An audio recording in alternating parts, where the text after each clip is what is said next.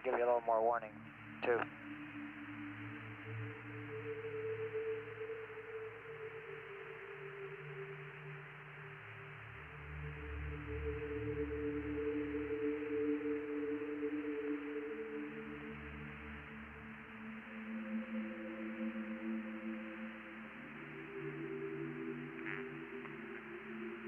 I want to get a, I think it's right in that, where do you got it? Let me see.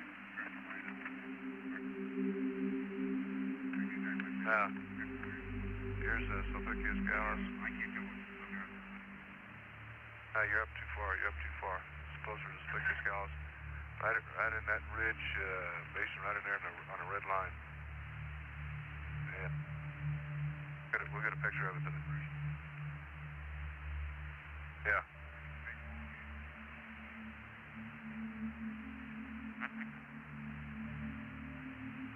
Well, it's all, yeah.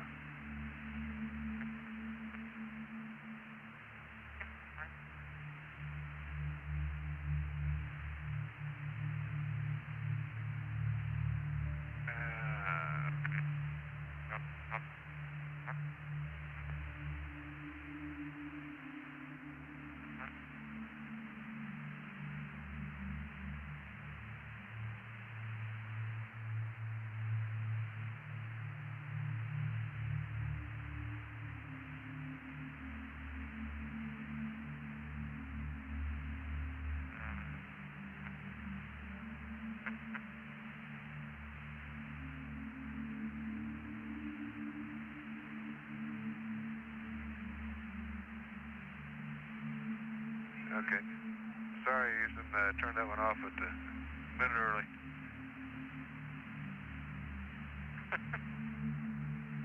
Okay.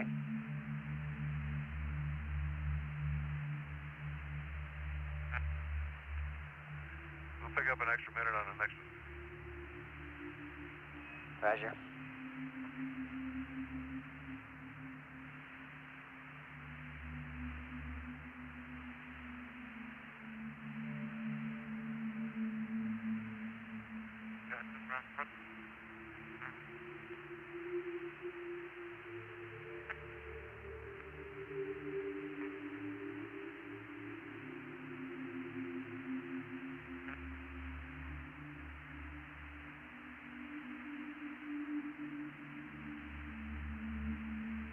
Okay, Houston, recorder's going off. Okay. Hey, Gordon, I better make this note now. What Jack and Ron were talking about apparently was an elongated depression. I was talking about in the same area, and I've tried to mark it approximately on the chart.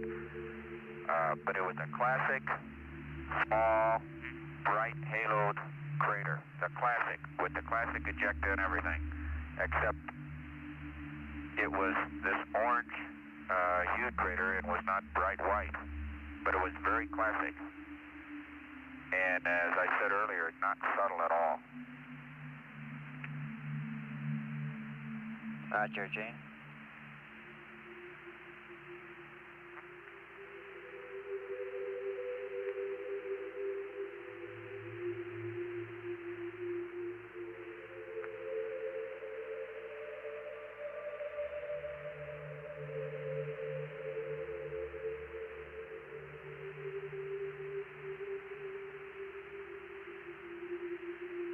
America, Houston, I have a TEI for Rev 72 pad. No hurry, maybe you want to wait till sunset.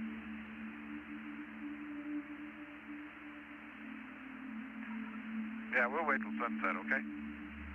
Okay.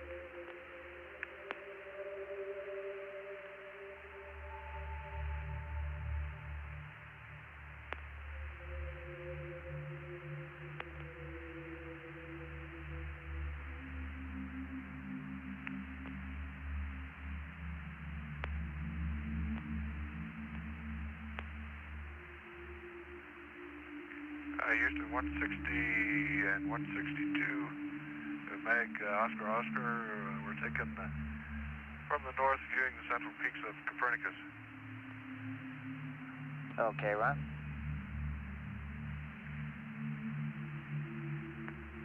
It's a long ways away. I don't know if it'll show up or not. It might.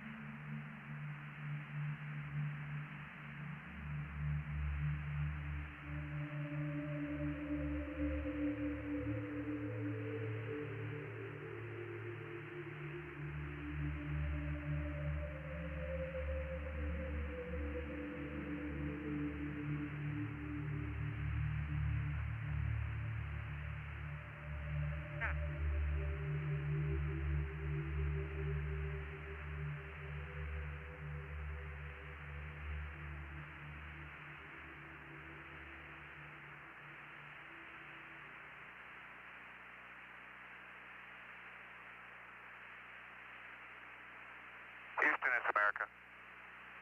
Go ahead. Okay, Gordo, I'm looking ahead. Been trying to stay ahead and see what's happening today and tomorrow on the flight plan. And although this has come up in the past, we haven't said anything about it. Ron put his biomed harness on a couple hours ago, and he's going to end up wearing it a total of 6 hours. Then all of a sudden we make a changeover again, and I put it on. And for a 12-hour period, then we change again. And one of the problems up here is putting these things on, and you'd like not to leave them on too long, but once you get them on, you like to make use of them. And it's a problem, it's time-consuming. I'd like you to consider down there letting Ron wear those until tomorrow morning, having me change over then. And when EVA time comes, we'll take special consideration to whatever requirements there are. You just got a thumbs up on that from the surgeon? Okay, very good. Thank you.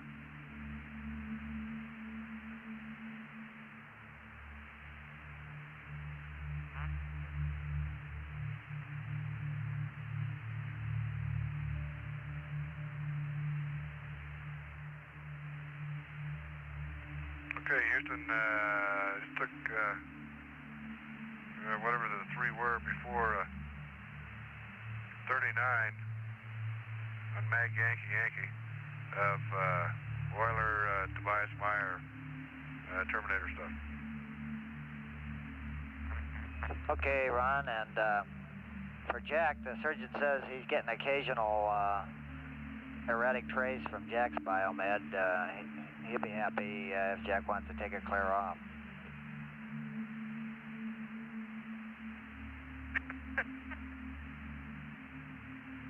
Gordy, I don't know how to tell you this, but I haven't had my biomed on for about 6 hours.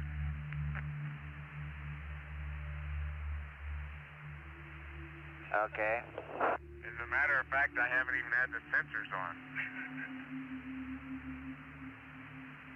Well, we must be copying the heartbeat of the America or something then.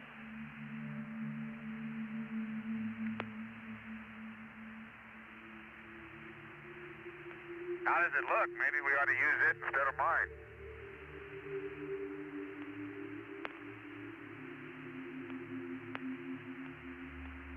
America's ticker is doing fine.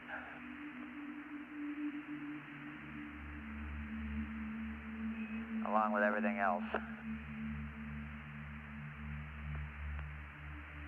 Okay, Houston, it's America. I've got a flight plan change for you if you're ready to copy. Okay, ready to copy.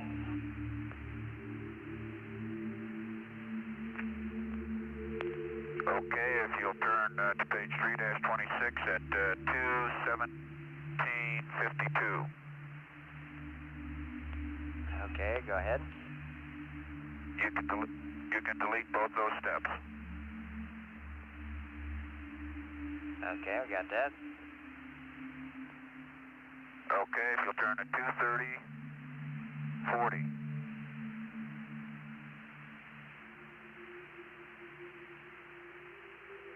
You can cross out LMP and put CDR. Okay, we got that. Okay, if you'll turn to 2:30:29. Okay. You can change the first line, cross out LMP and put CDR. And on the second line, you can cross out CDR and put CMP. Okay, I must be on the wrong page. Did you say 2:30:29? Must be 2:31:29. Okay, gotcha.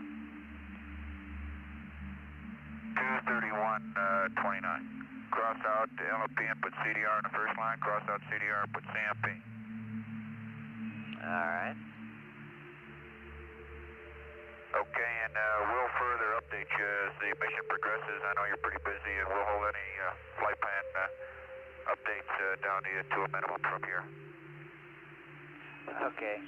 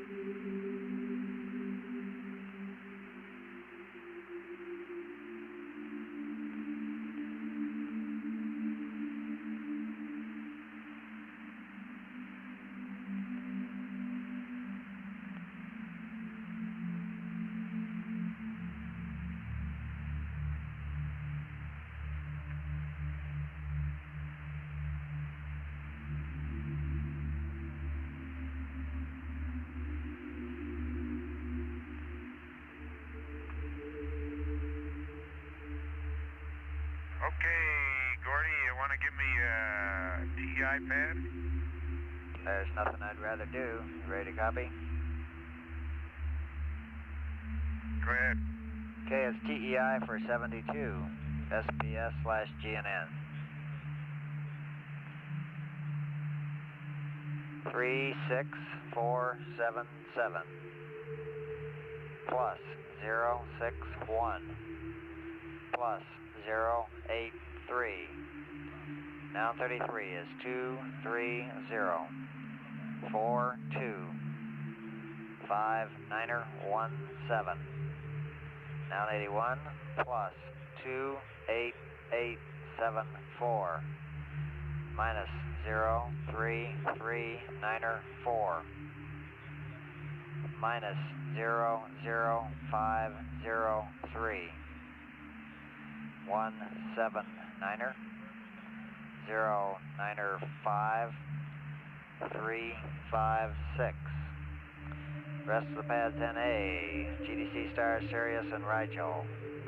136 160 034. All ages 4 jets, 12 seconds. Remarks, assumes ascent refs mat. Over.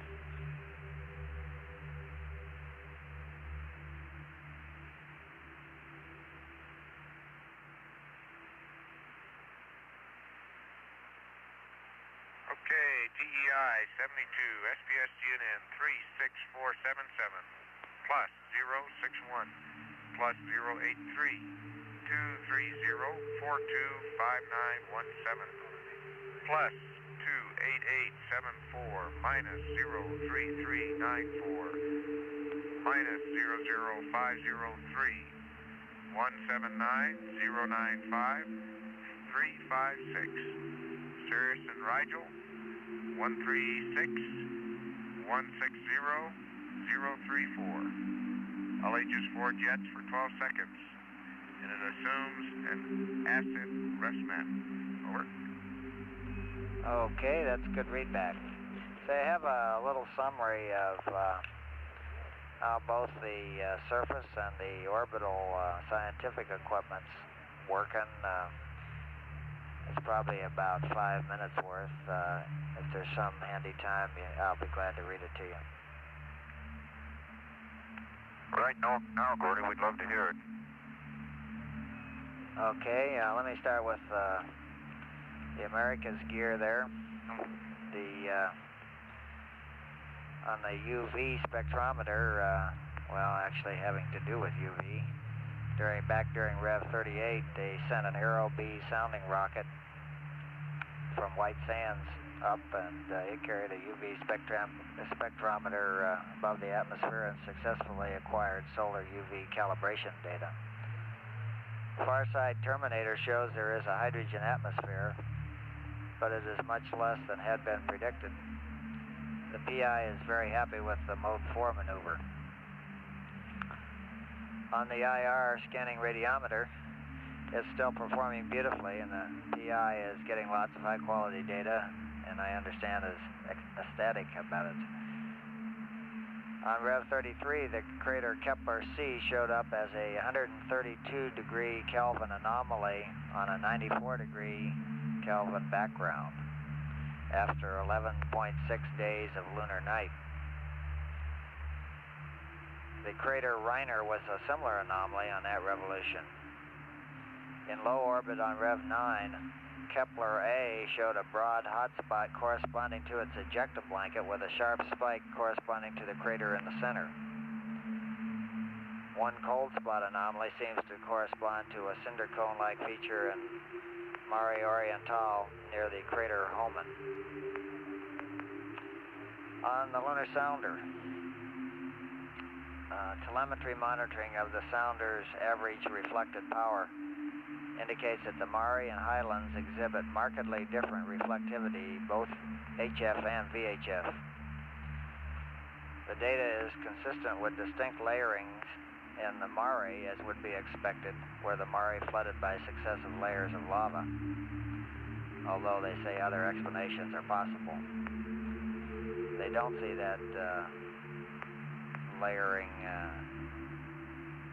indication in the highlands. Predicted topographic signatures over features such as craters and mare ridges have been confirmed in principle. Of course, as you know, until they get the film back, they can't really reach any definite conclusions. On the cameras, both cameras and the laser altimeter all appear to be performing very well. And everybody's especially happy with the solid laser altimeter performance. Okay, that kind of sums up the SimBay. Do you have any questions that I could chase down? Or should I go on with the surface stuff?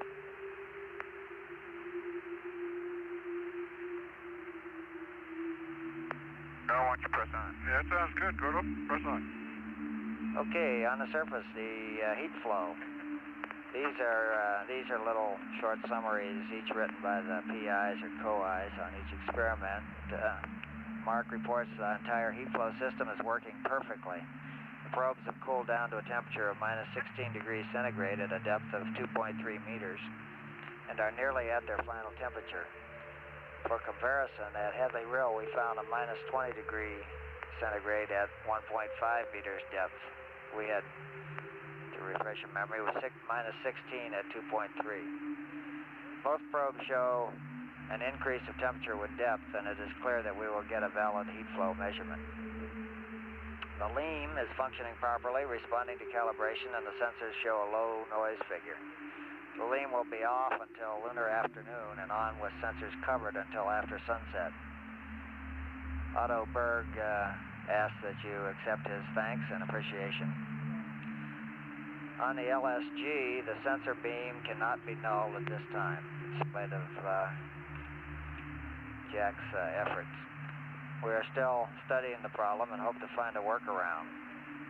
In any case, the instrument does function to some extent as a vertical seismometer and may be useful in a search for gravitational radiation from pulsars. The LSPE is fully operational. LEM-S and clearly recorded on all 4 geophones. And apparent seismic velocity measured across the geophone array was 110 meters per second. Regolith velocity was very close to that measured at the Apollo 16 site. The LEM impact was clearly recorded on the geophones, and the estimated distance was 10 kilometers away in the South Massif, actually very close to the targeted point. Although I guess you've discussed this, we didn't see it on the video. The first charge went off while you were on the backside last rev, and it's very apparent on the traces, which I'm monitoring right now. I think the next one's due sometime within the next 2 hours. Okay, the lunar mass spectrometer, the low voltage circuits of the LMS have been operated briefly. All monitors indicate the proper performance of the instrument, but application of high voltages will await lunar sunset when both the analyzer and the site have had time to outgas. Temperature of the radiator plate is slightly above nominal, but not so high as to be even important. That was from Dick Hodges. Okay, here's a little summary from Dave Strangway on the SEP. He starts out by saying, water, water everywhere, and plenty to be found because you didn't get behind the timeline. The SEP transmitter was confirmed to be working well at the correct power level using the lunar sounder. The receiver heated well above predictions during the whole mission, as I'm sure you're aware, but the 2 prime data legs were operated within the temperature limits of the recorder, and we have no reason to doubt that we got good data. There's also a good chance that the leg from Station 4 to the LEM was within the temperature limits. Your procedures were performed excellently, and we look forward to processing the DSEA tape. Okay, now to let's see, we got the TGE, which is considered a spectacular success. The Earth-Moon gravity transfer indicates a value of, I won't read the number, milligals at the Taurus Littrow base, but the value will be used to obtain a revised value for the lunar radius at this landing site. Gravity measurement made during the 3 EVA showed a large negative anomaly of about minus 38 milligals at the base of the South Massif, and a similar negative anomaly of about minus 30 at the base of the North Massif.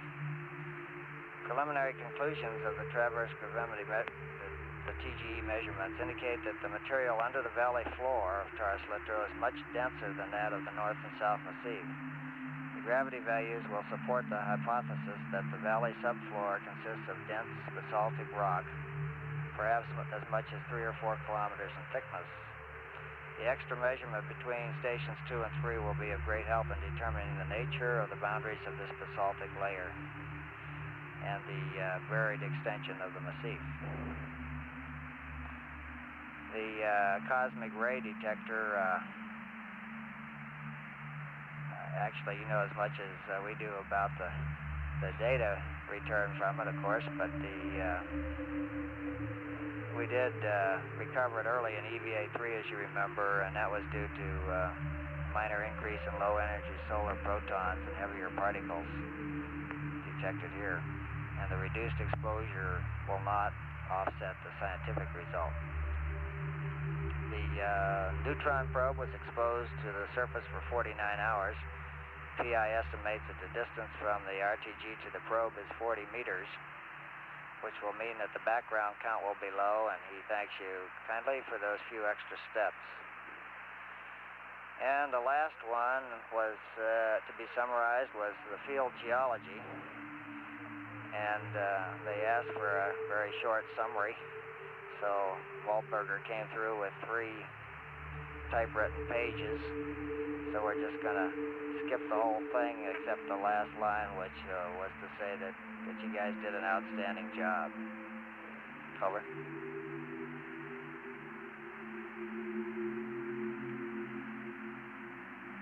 Thank you, Gordy.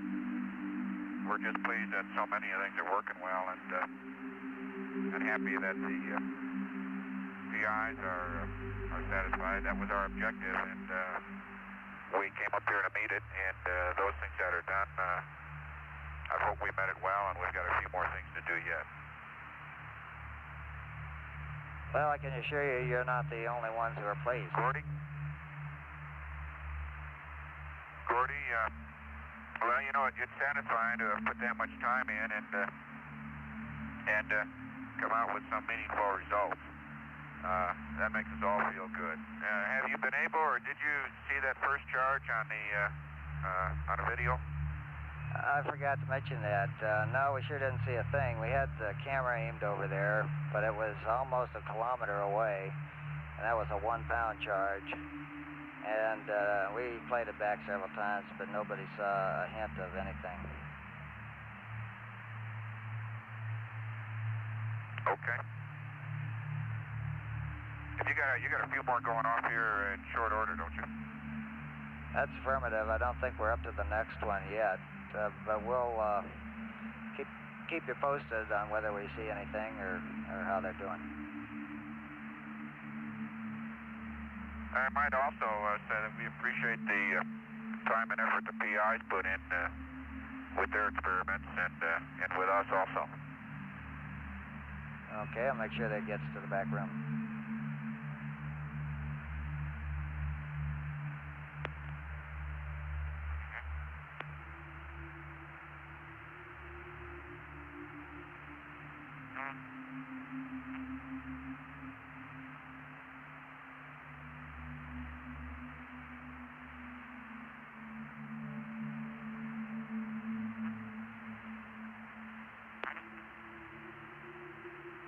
Gordy, this is Jack. What they see over next to the sculptured hill on the gravimeter? Well, let's see, Jack. It kind of... Let me turn back here.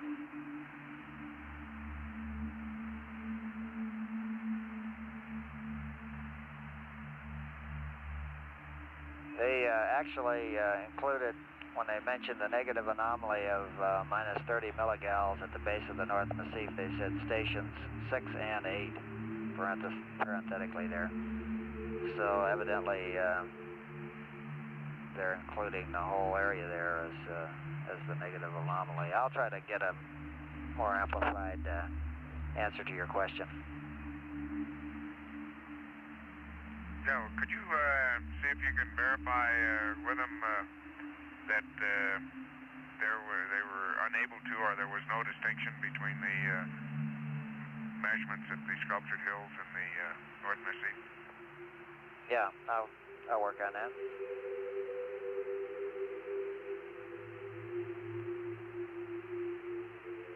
Or better yet, what was the distinction between the Sculptured Hills and the subfloor area? Okay.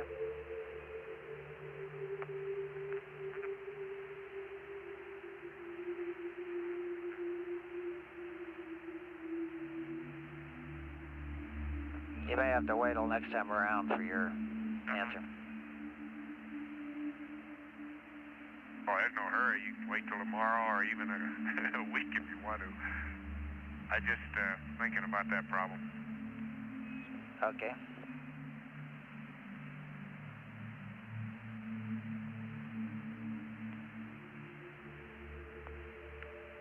By the way, Gordy, you might tell Bob Walker, if he's around, that the cosmic ray, as far as I know, was untouched by human hands, at least on the moon, and it looked very, very clean when I put it back together.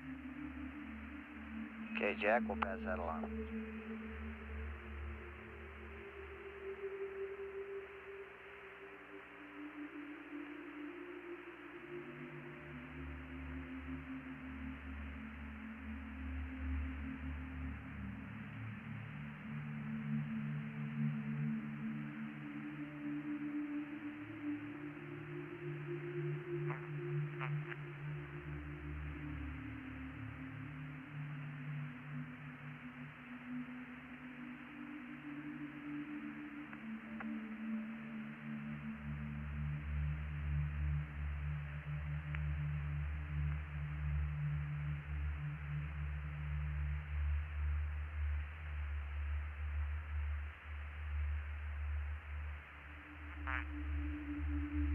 America, Houston, one more question from the surgeon on this mysterious trace on the LMP's Biomed. Do you have anything plugged in to is the Biomed still plugged in and laying over on Jack's umbilical, or is there anything plugged in to Jack's that could explain the funny trace here? It's kind of a sporadic looking, looks like somebody with a heart in pretty bad shape. Over.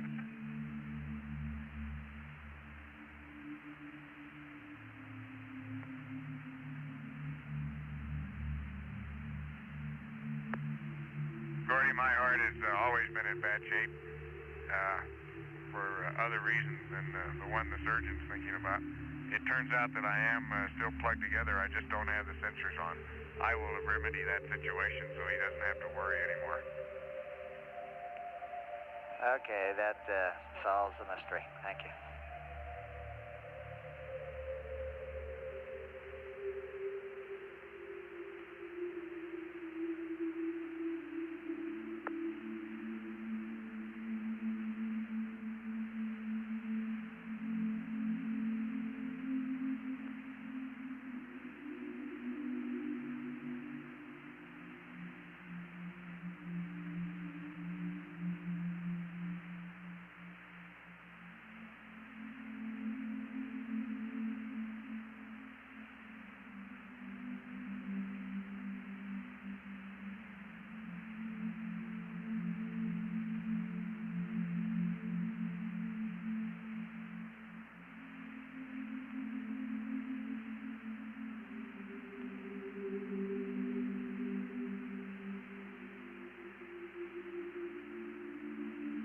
Hey, America, about 30 seconds to LOS.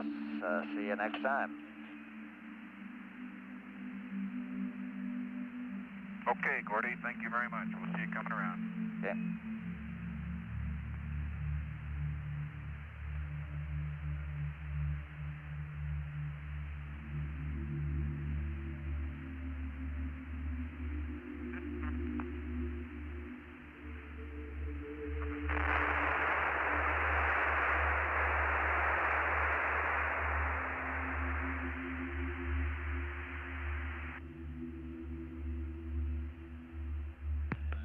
is Apollo Control at 214 hours 36 minutes.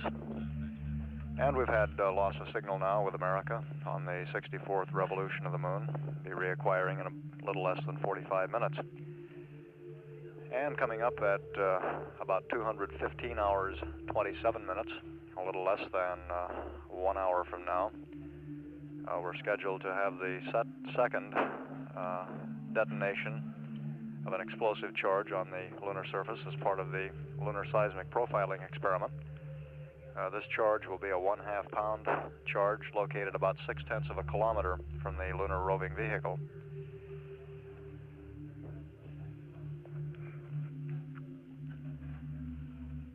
The summary of science information read up to the crew by Capcom Gordon Fullerton will be available in the news center. We hope to get copies of the information read up to the crew to the news center and reproduced and available. It will, of course, also be available on the transcript somewhat later. At 214 hours 37 minutes, this is Apollo Control, Houston.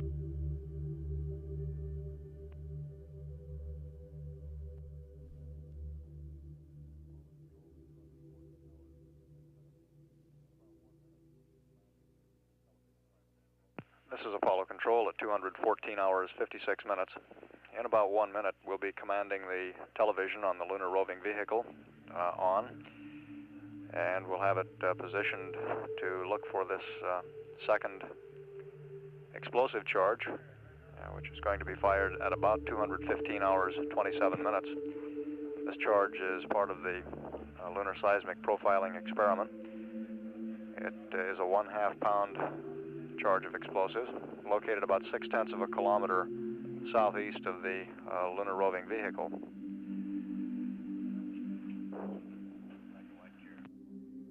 And we've got black and white TV now from the lunar surface, and we'll have that through the converter and up on the area where that charge is located. And the instrumentation communications engineer will be putting that camera in the proper position.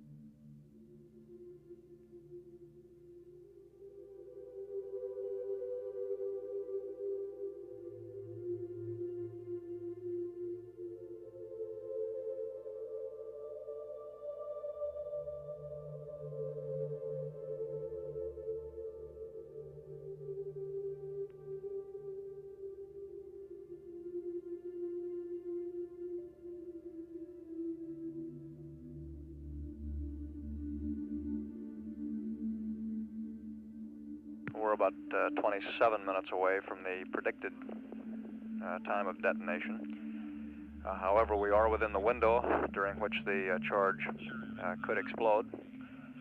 As we mentioned on the previous charge, this window is brought about by the fact that the timer is a mechanical timer. The firing charge is sent continuously during the window, and as the timer moves across the face of the firing pin, the firing charge going in, or the firing command going in continuously, fires the charge as the window moves across the pin.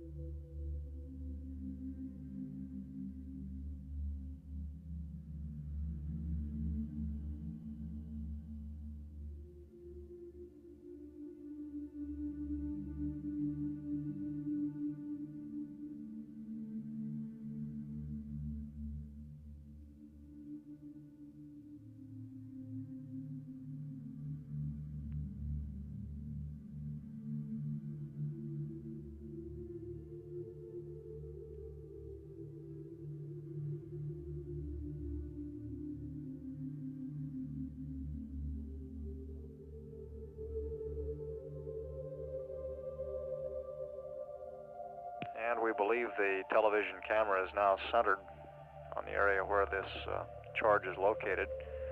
Hopefully the charge is right in the middle of the television screen.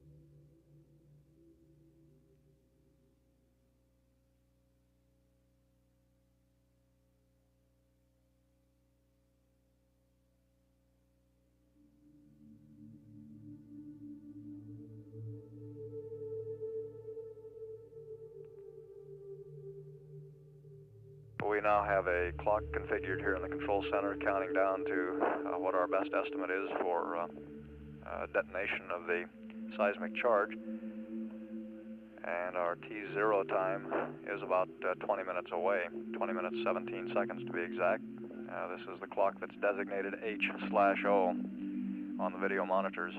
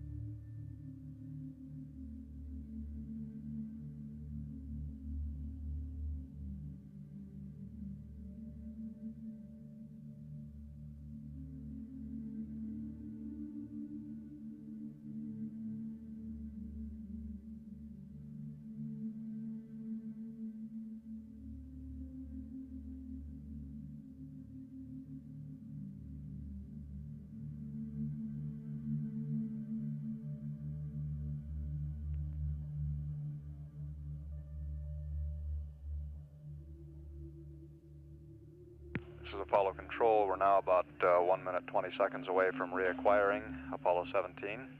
It'll be on the 65th revolution. And we're looking through the lunar rover television camera at the spot on the moon where we believe the second of two seismic charges to be detonated is located. We do have a problem with the TV camera in that it appears to be heating up close to the acceptable limit, and it could become necessary to shut the camera down prior to the time that we have the detonation. This decision will be based in part on what sort of priorities the scientists have for other things they would like to view with the camera in relation to the detonation of this charge.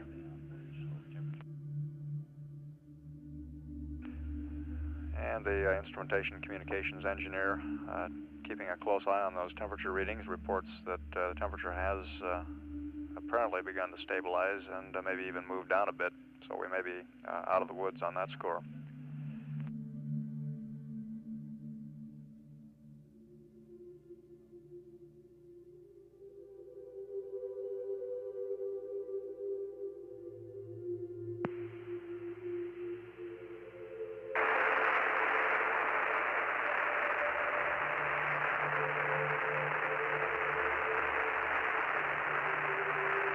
And we have acquisition of signal.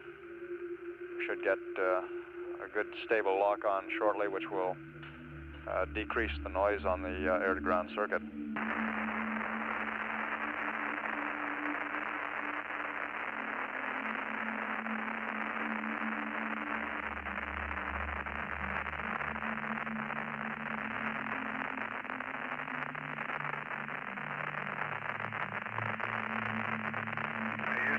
America.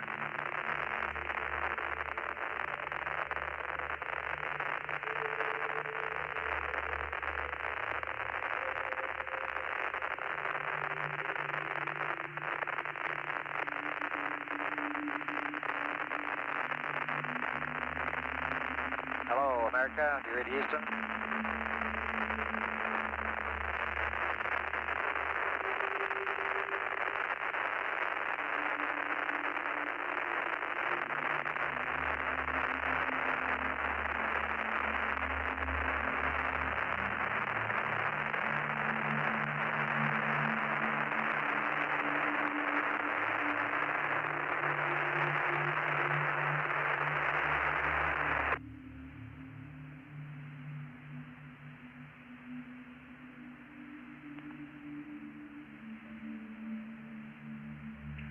Houston, America.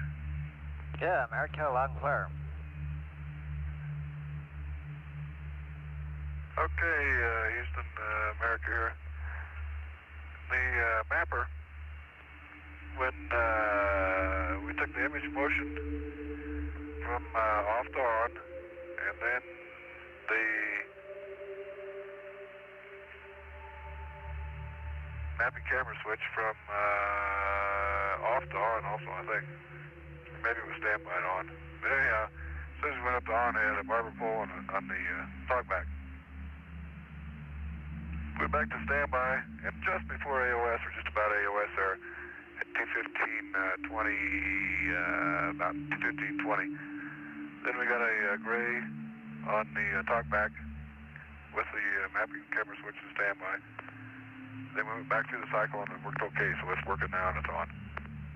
So what I'm saying is it didn't start working until about 2:0. Okay, Ron, we got that.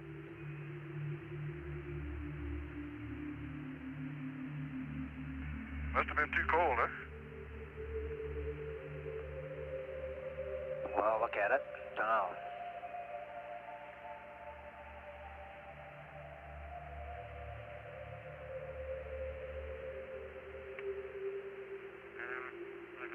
America, would you select wide on the high gain and then narrow?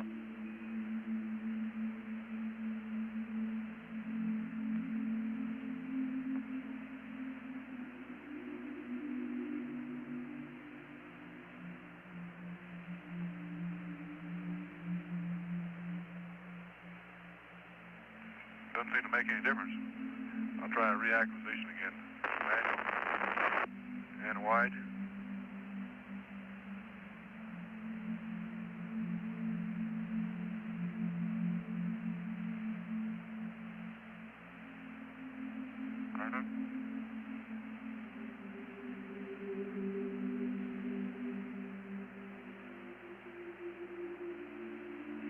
Auto narrow, doesn't seem to work very good.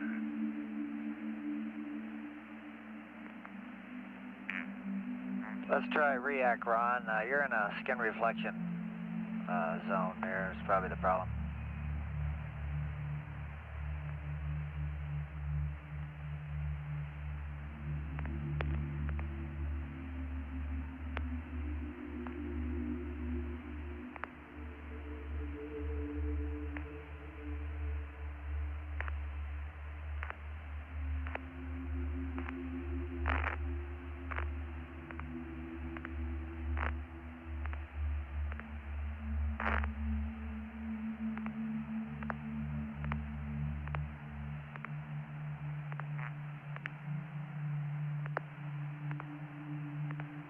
And we just had a call from our instrumentation communications engineer that he saw the charge blow down in the lower left corner of the television screen, and simultaneous with that, we're getting a very active response from the seismic experiment. The tracing pens are very, very active, almost going wild at this point.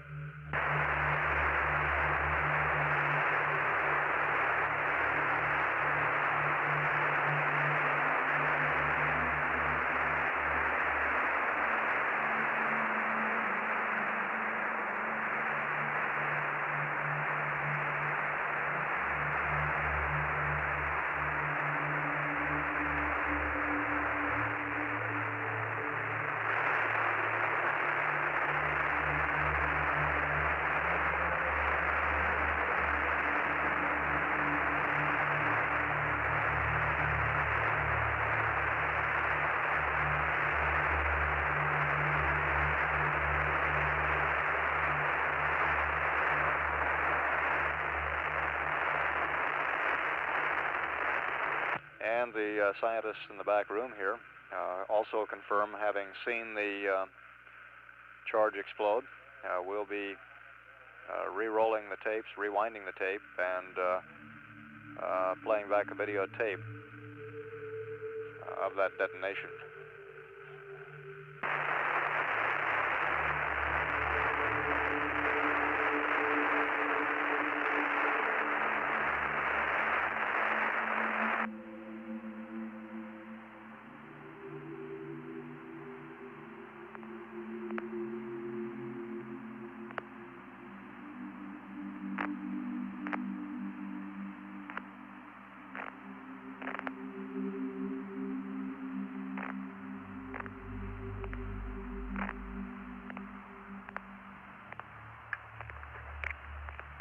Gordy, this is LMP. How do you read? Jack, you're loud and clear. Okay, add to that little discussion of the pool bottom cone-shaped craters that I had, I think last rev, that the one place there seems to be some variety in the freshest of those kinds of craters is in Mare Smithy, where the ejecta blanket of many of those kind of craters has some small dark halo craters on them, have small dark halo craters on them.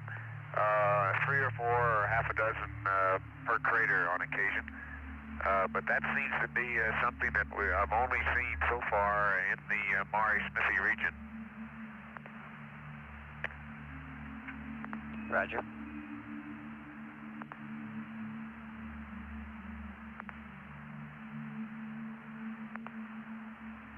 They're superimposed on the bright ray or ejecta blanket and our ejecta blanket system of the of those fresh cone craters.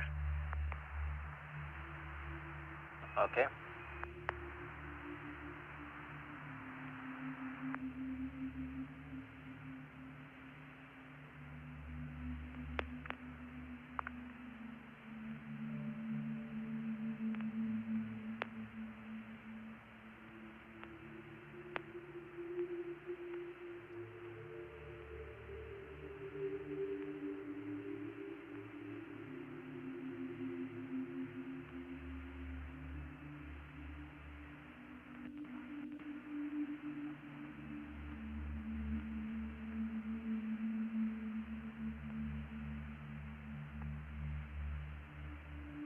America, Houston, I got some words for you to a request for a little visual observation at the landing site area having to do with orange material. If you're ready for about a 5-minute briefing, I'd like to give it to you now so you can get set up.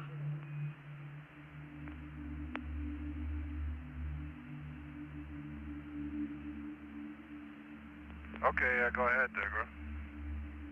Okay, what we want to do is see if this is triggered off by your observation of orange material last rev, I guess, and possibly earlier.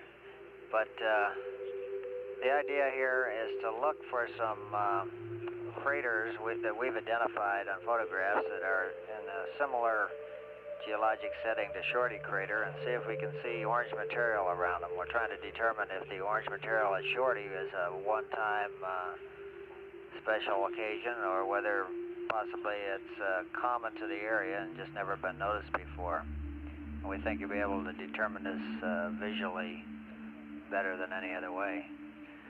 So if you can get out the orbit charts, the orbit photographs, let's see, the lunar landmark maps for the CSM, and turn to the landing site number 2 of 4 picture. Let me know when you got that, and I'll show you where we think a likely point is to see craters that are similar setting to Shorty and to look for orange material.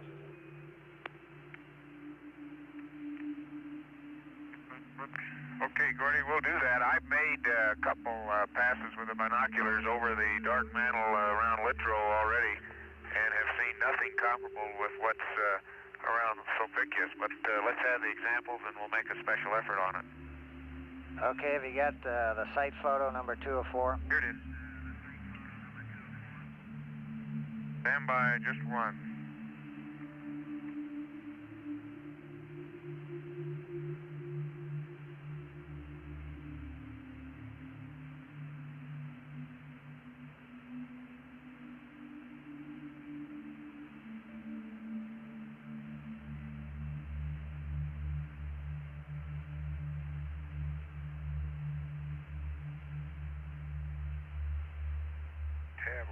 Which one is that, 204?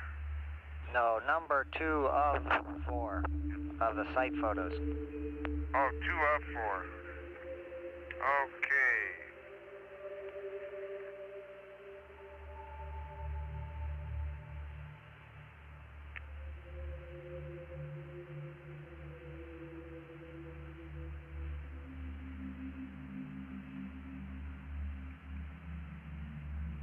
Okay, we got her. Okay, you can see the landing site there at down about 4 o'clock. And the Yes, 7-kilometer crater on the center line of the page, about a third of the way down from the top, the large bright crater there is Littrow B is the name of it. Got it. And on the southern half of the ejecta blanket from that crater, there are several dark halo craters, which we think are in a similar structure as Shorty. We think that would be a likely spot to look for orange material. There's Farouk has circled about 4 or 5 that show up, say at 4 o'clock, 7 o'clock, 8 o'clock, and 9 o'clock, out about from the center about a crater diameter. In other words, a crater radius beyond the lip, roughly. we suggest that you utilize the best window and your attitude, which you should be maneuvering to now if I haven't completely interrupted the flight plan, is in that attitude window, let's see, 1 is the best, and 4 should point up that way also. We suggest you get somebody on the binoculars at 1 and use the same camera setup, with the exception of using the 250 millimeter lens if you can, that you're going to be setting up for as per the flight plan for the orbital science photos. If you could put the 250 on there, use KK as shown, and F8, 1/250th and infinity. I'll repeat that when you get to it for the pictures, if you see anything. What we're looking for is orange material. Okay, Gordy, we're working on that now, and we'll get KK out. Okay, we were thinking you might be able to get the guy on the camera in window 4 and the binoculars in window 1.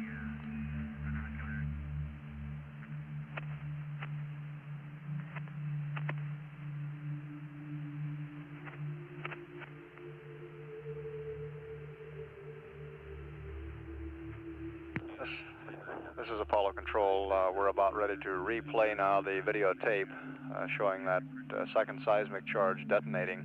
You'll see it down in the lower left corner of the screen. It'll appear as a bright flash with little or no dust visible. I think maybe you're right about window 4, possibly being a photography window, if I get oriented right.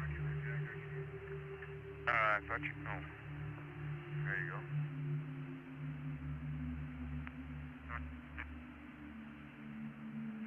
Yeah, it's all set right here. And Gordy, I'm going to try to also shoot, if you'll let me, 2 pictures on KK of that depression, colorful depression we saw near Sulpicius Gallus, if I can see it. Is that okay? Okay, I'll give you a unilateral go on those 2 frames, and we suggest you use 2 or 3 frames on this area we've been talking about also, in addition to the schedule 28. If we get short of film or something, Farouk says the last part of this orbital science photos, after you get to the end of the run, change to 125th of a second, is kind of marginal for photography anyway. Right.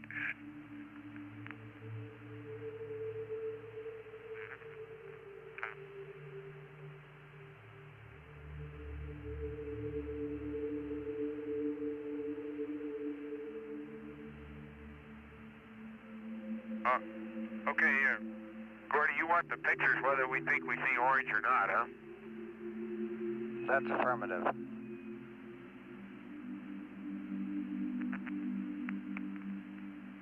That's very strange.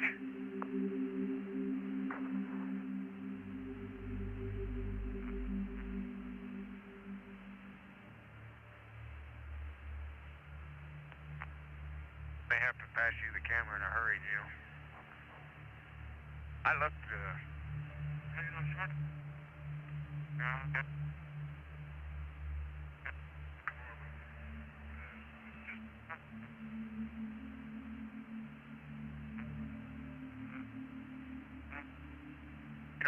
Gordy, the craters we're seeing around Sulpicius that are orange, orangish, are very clearly orange, orangish gray, and the whole, or at least most of the crater is that way. We looked at Shorty today, and Ron says that even the little bit of orange that he saw the other day is not visible, and I'd have to agree with that. The amount of orange we saw on the surface certainly would not be comparable to what we're seeing around Sulpicius Gallus. Roger. And in a couple quick scans, previous revs of the area, the dark mantle near Littrow, I did not notice any obvious orange-gray craters. Okay.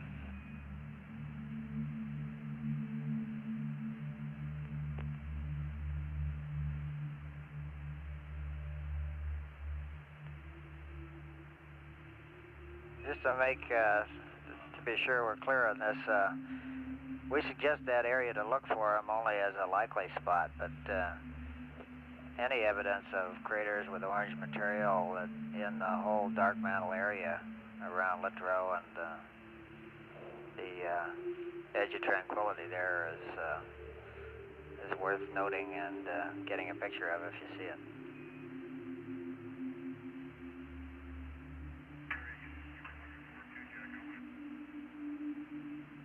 Okay.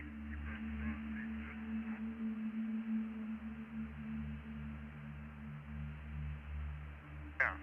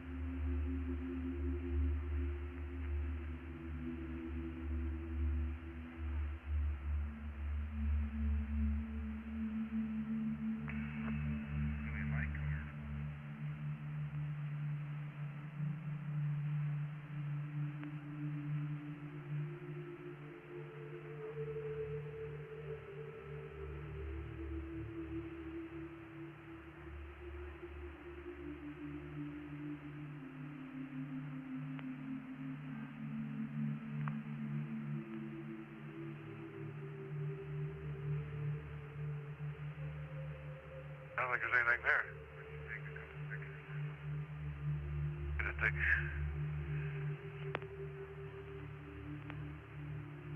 Yeah, I got a view. Yeah.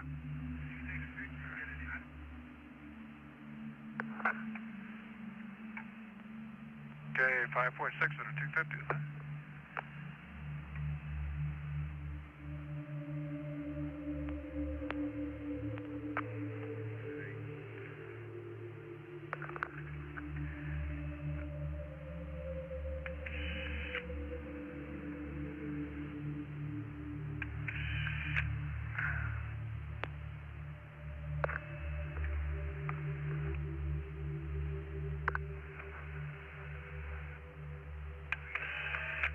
No, I don't either. I don't see anything comparable at all. You know, the ones that we've been seeing, the definite orange or the light tan stuff around are pure light ejecta blankets around them, not dark.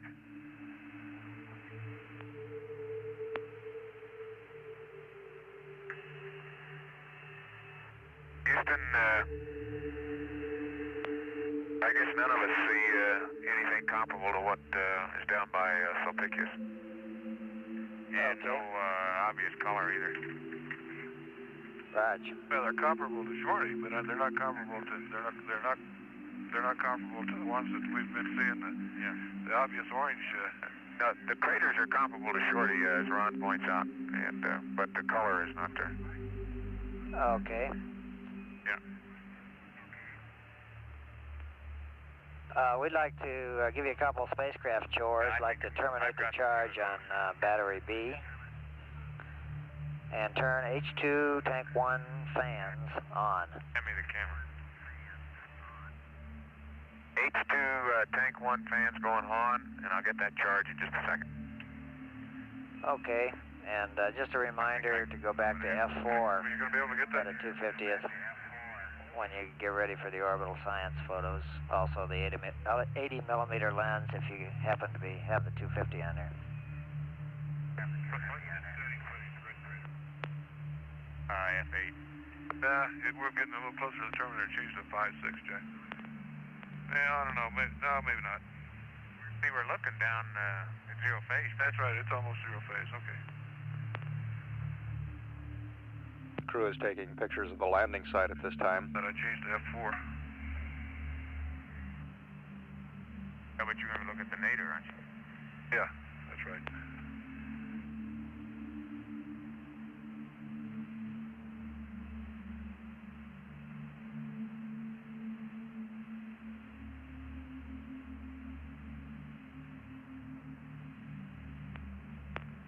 Are you sure we want the, yeah, that's right, 8-second intervalometer for looking at the nadir with the 80 millimeter, right? Okay. Let me take a look down at that Mare Flora and Dawes. No, that's not Dawes, that's Bessel.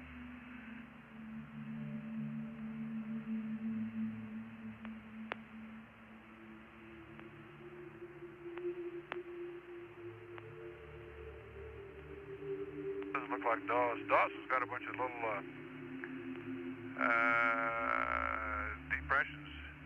They look like rimless pits in the bottom of it.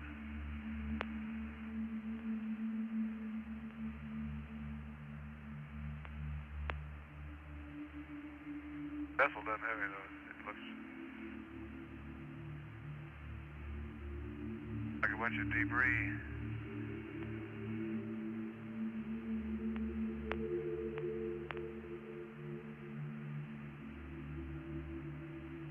There you go, G.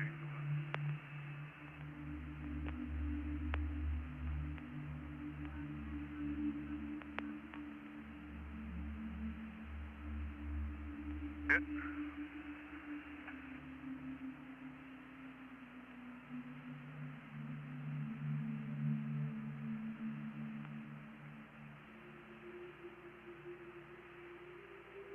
Yeah, that's it.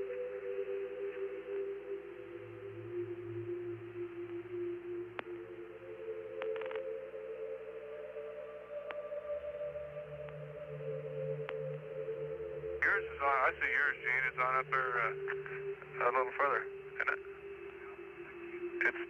But all of these are in the. This is not out in the Mare floor of Serenitatis. It's on the hills there, the Jemez Mountains. It's just to the west of the Sulpicius Gallus Rill, and it's a elongate feature that runs kind of northwest by southeast.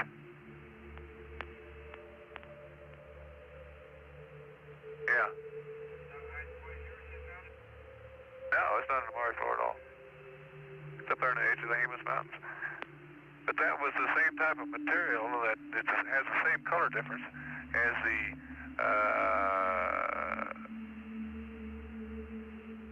material around the Taquet rills back there. Yeah, now see all those bright orange craters right in the Sulpicius Gallus Rill up at the north end of it?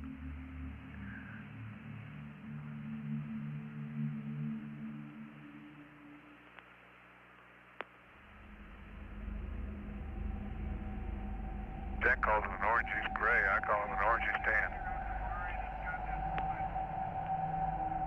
No.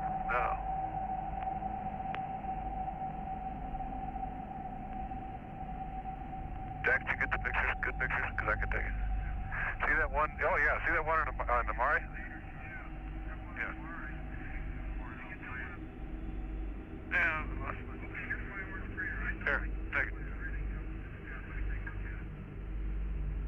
Yep, that's it. Yeah, I can do it.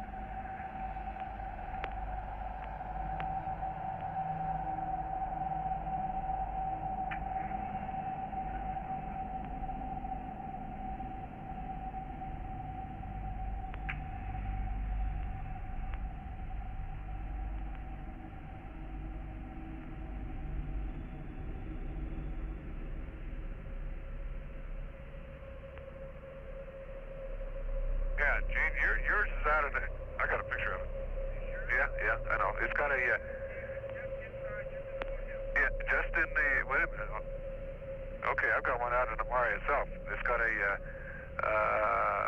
strip. And I can't take it wrong.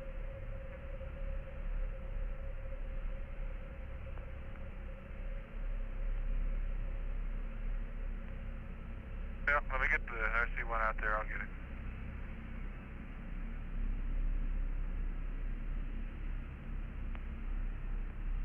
Yeah, I better have, because we're getting close to, matter of fact, I need it just about right now. Okay? Well, Gordo, we're going to get set up for Ron's orbital science, but that little classic crater, I could see it again with the... Order 250? With the naked eye. I don't think it's the same one that Ron and Jack were talking about, but this is so classic. It's just out of the Mare into the foothills to the right along our orbital track.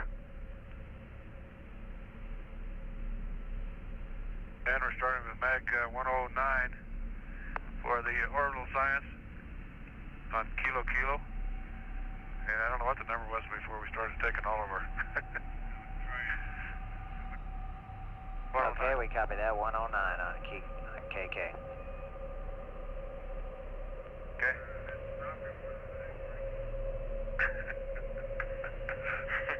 Fortunately.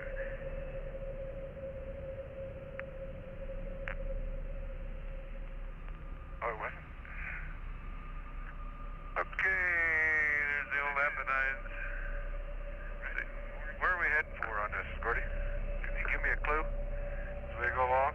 South Imbrium. Yeah, South Imbrium's a big thing.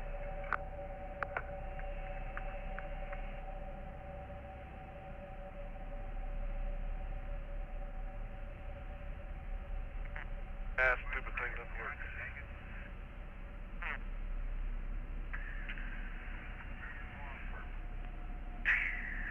I got that one.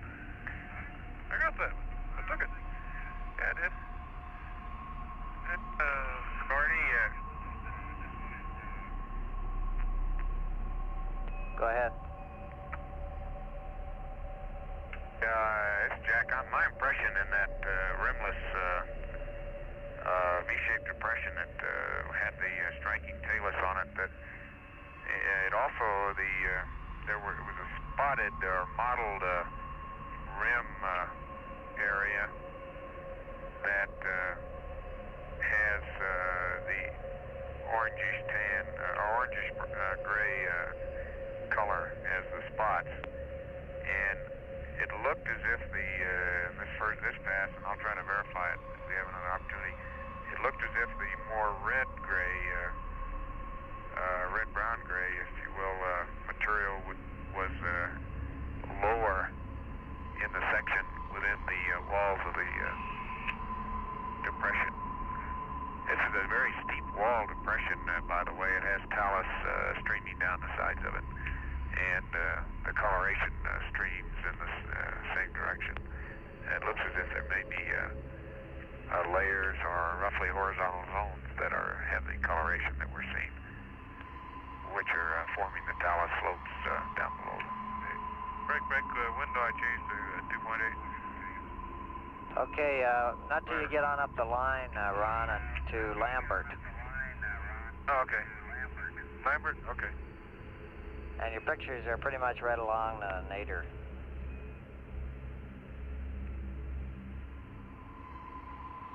Okay.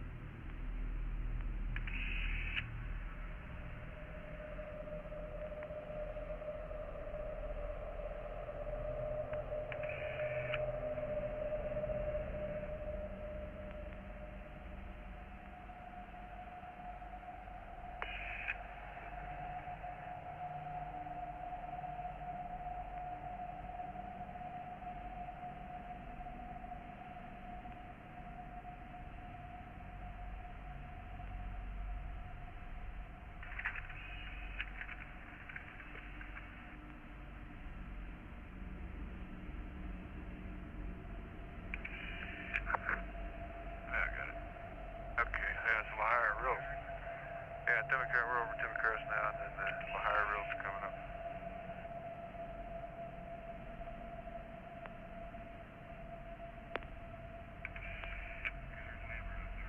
Yeah, Lambert's right up there coming up. What's just to the south of Lambert? What is that? Oh, just on the map.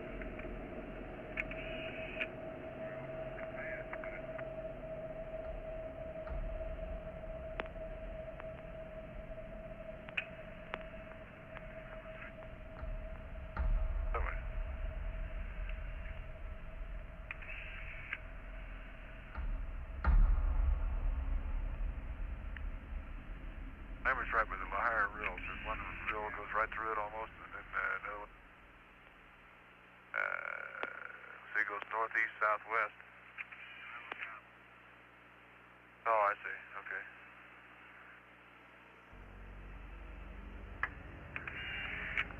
Gordy, getting a good oblique view of Copernicus on this trip, and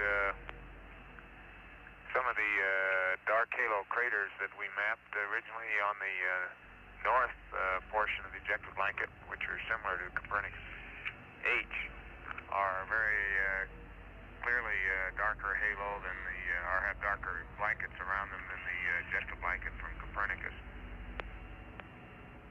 Roger, and Ron should be due to change to 2.8 about now. And this is a good view of the central peaks, although from some distance, and as Ron and I were discussing earlier, it's not at all clear that in fact that dike does not come through as a so-called dike, as a unit that is clearly defined. Yeah, looking at it the binocs the last time, and I couldn't really see anything that's really defined as coming on through there. Okay. There's still there's very clear distinction between the dark floor material of Copernicus and the hummocky floor material, the dark smooth being in the northwest quadrant. You know, if Lambert is impact crater, it's sure awful smooth ejecta around that thing. It only goes out about a half a crater diameter, maybe a crater at the crater diameter at some spots at the most, but it's not rough, it's blocky looking, you know, smooth, smooth undulating.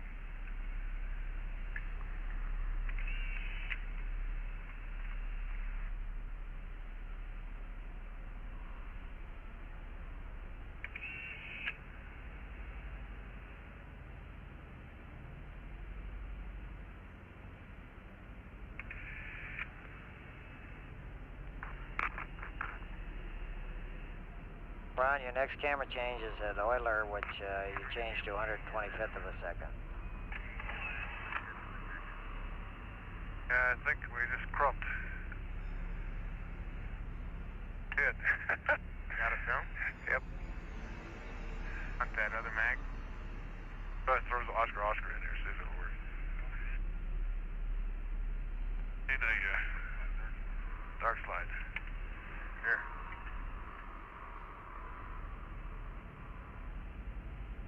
Okay, where's Oscar?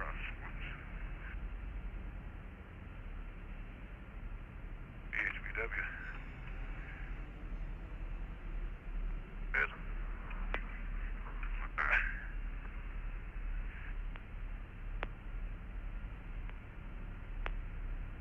We got a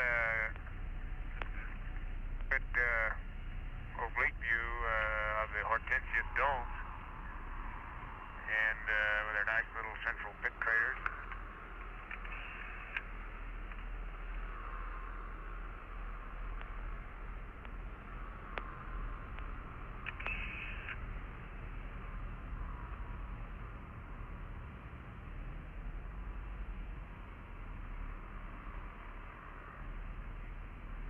Did we hit the stick or something? Huh? Looks like we're changing attitude. Yeah. I'll be there to put Oscar on there, and I got one picture. And it's empty.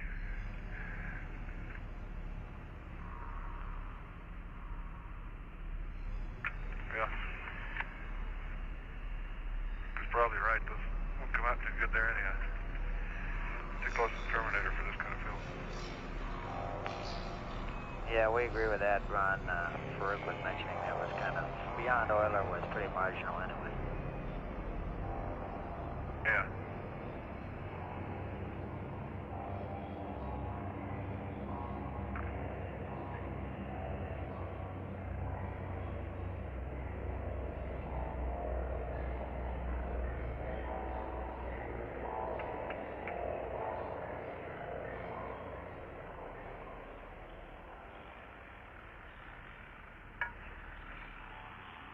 Gordo, that classic crater that I talked about last rev, I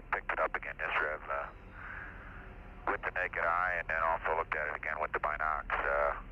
If Ron was talking about the same crater, and I have my doubts, he got a picture of it, he said. But the interior, I won't say there's a change to black, it's just dark. I'd say it's probably about the size, put it in the right perspective, of Shorty, or just a little bit bigger. The inside is dark. By that I don't mean it's black or anything inside, I just can't really see inside of it. But it's a rust-colored blanket comes out and overlaps on the rims, and then has the classic ejecta. And I'm going to take a shot at trying to get a picture of it next, Trevor, or sometime when we're in altitude, because it's too good to miss. Okay, Not good. and Commander, if you can send one of your subordinates over there to terminate the battery charge, we'd appreciate it.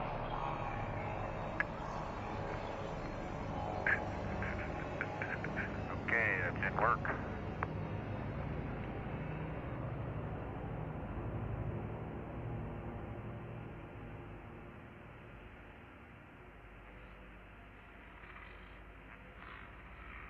Bravo. Point, it's coming up just a little bit. Yeah, not much. 1.25.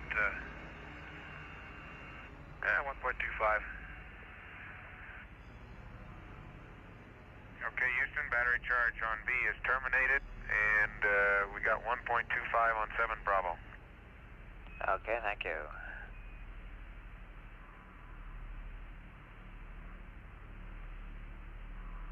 Here's November. It may have 3 or 4 pictures left. It's on 160. Finish that one up.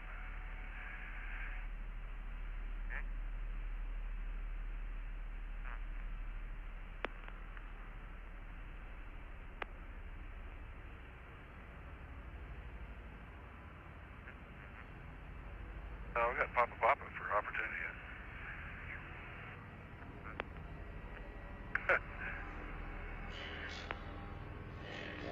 Yeah, okay.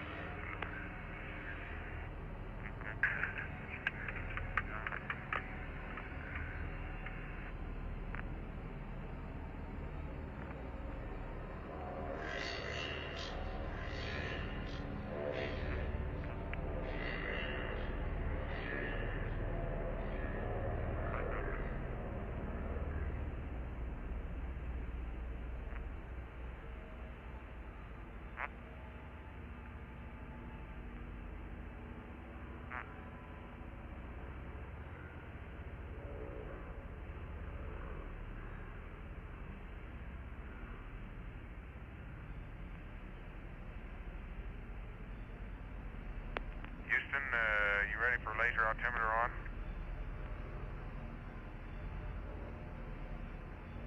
Stand by.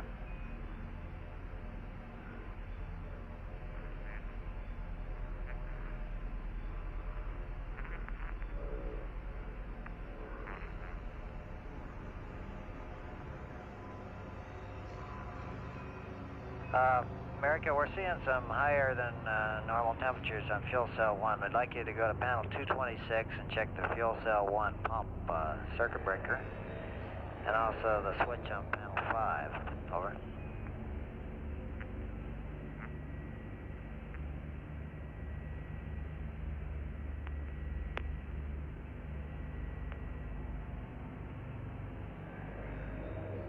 Well, don't ask me how it happened, but your switch on panel 5 is off. Going to ACE1. Okay, I guess that's the best news we could have had on that. And we're ready for the laser altimeter. Okay, hey, whenever Gordy. you get to attitude. Gordy? Here's one you can explain to me. When I turned that on, well, I guess that I got a sudden drop in H2 flow, and then it went up, overshot a little bit, and now it's steady. I suspect that's what your ecom friend there will say should happen.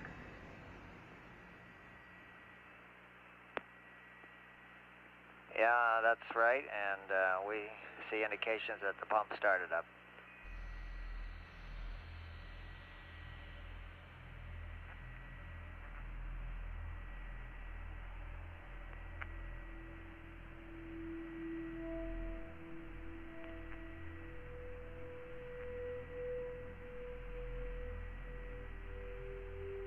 That's a good call. I can't, how long have you noticed that, Gordy? You know? Oh, it's been about 3 minutes, Jack. Okay, I guess I'm to blame then. Don't know how it happened.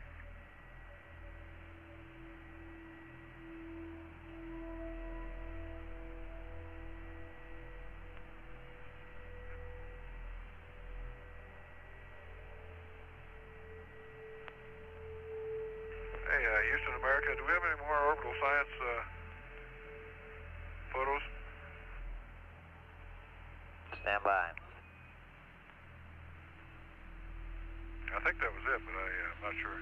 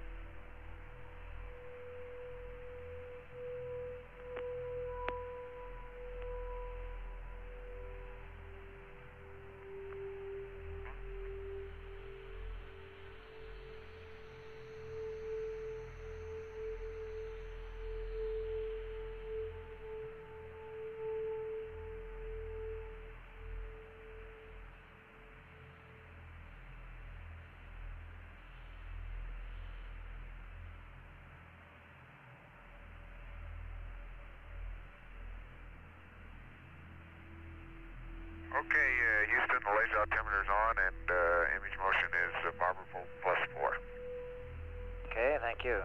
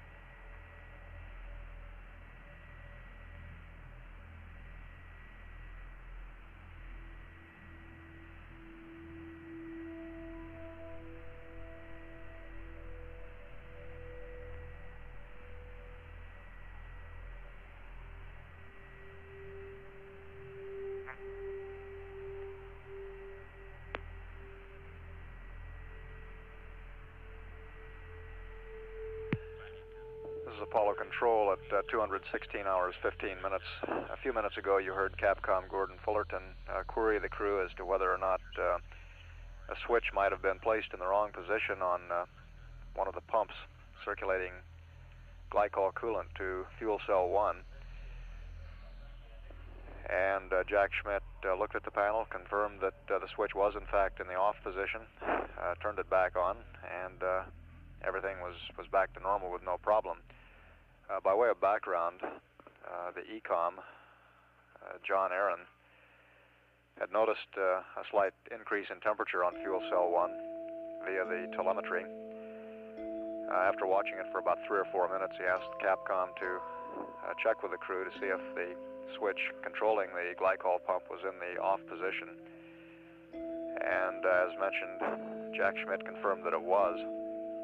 This pump, as we say, circulates liquid glycol coolant through the fuel cells and cools it in much the same way that water flowing through radiators and around the engine of your automobile cools the automobile engine. The most likely explanation for the switch being in the wrong position that we have here, since it appeared to be a more or less transitory phenomena, was that it was bumped by one of the crewmen moving about the cabin in 0G.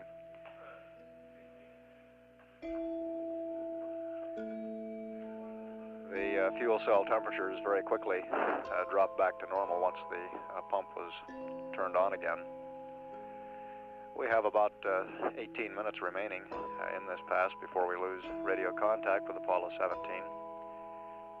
We're showing an orbit at this time with a high point or apocynthion of 65.2 nautical miles and a low point or pericynthion of 62.2.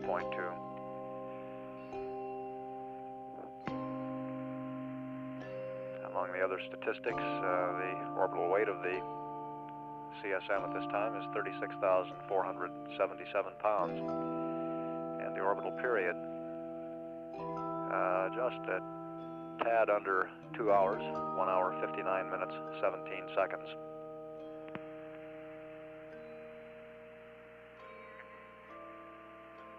Say, Ron, this is Houston. There's no more scheduled orbital science photos. We can't seem to run down Farouk to see if he has anything up his sleeve. There are a couple masses with black and white coming up, one next Rev and then a couple just prior to TEI. Okay, looks like what we've got left here, as far as I can tell anyhow, is just we've got all of magazine Papa, and maybe four or five up on November. Okay, and we'll come back to you if there's anything we got in mind to schedule on either of those. Okay, we want to save some for after TEI too, shoot back at the moon. Roger.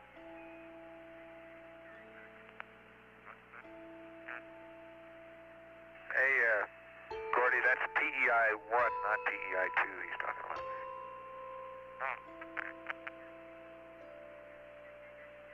Okay, I see what he said. Roger. TEI period. That's right.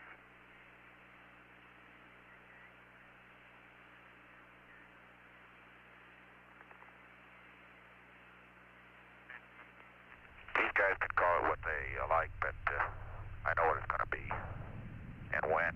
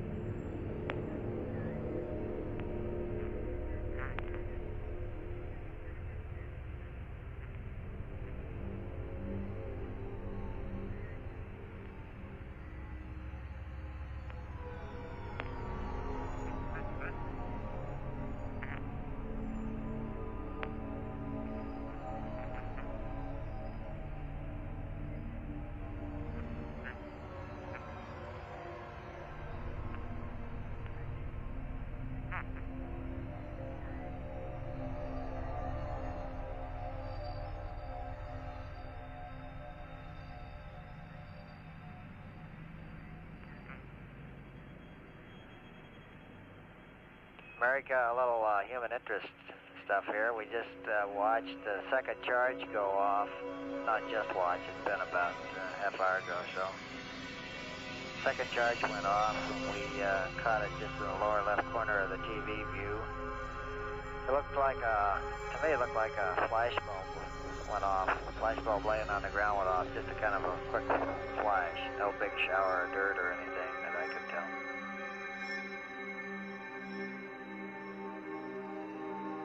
How far away do you expect that one was, Gordy? That one was 600 meters away.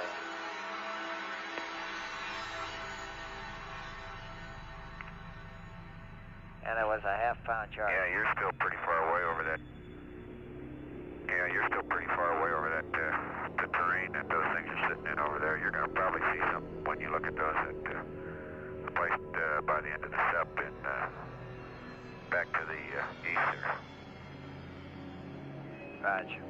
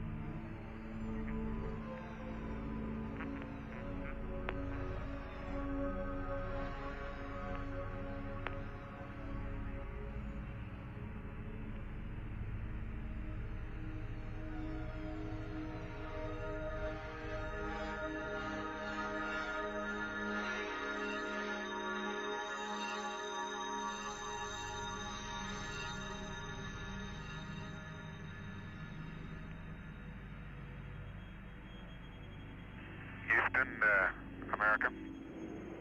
Go ahead. Do you need the cryo stirred at all today? Let me see here. Stand by.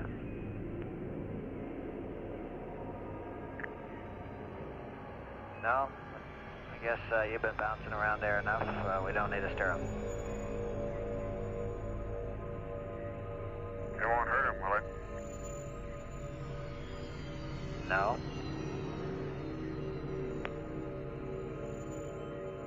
Okay.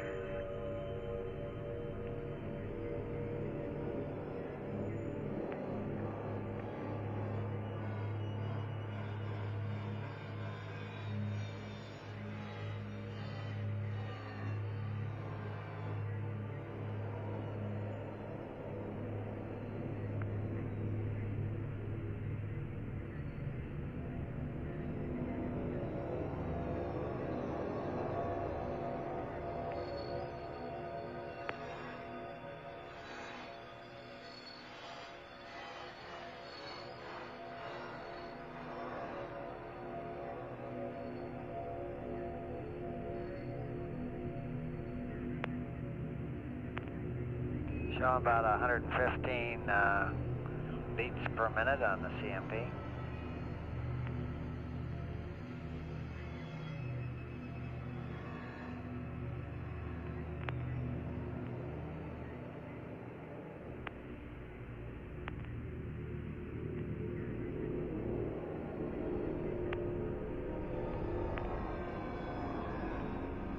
That call of 115 beats refers to Ron Evans' heart rate, the command module pilot exercising at this time.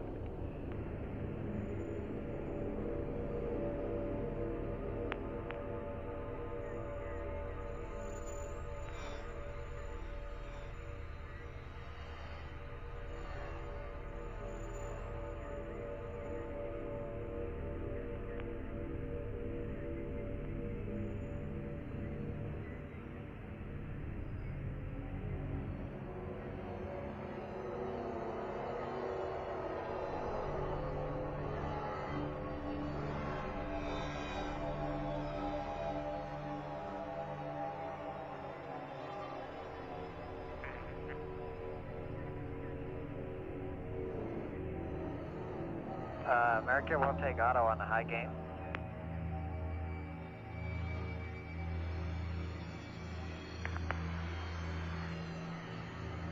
Okay, you've got auto.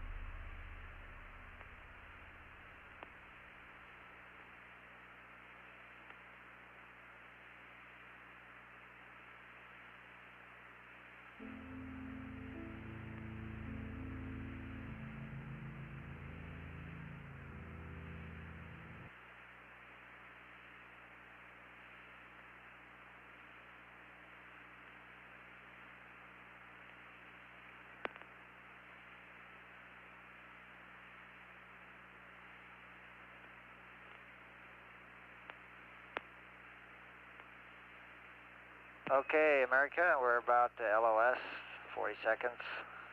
Everything looks good as it always has. See you next time around.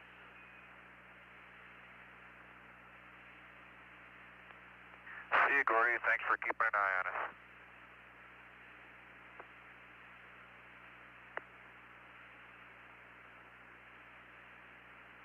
One last frantic reminder to configure the DSE per the flight plan after LOS.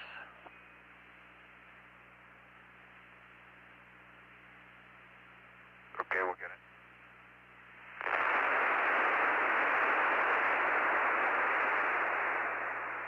And we've had loss of signal with Apollo 17. On this, the 65th revolution will be reacquiring as usual in about 45 minutes.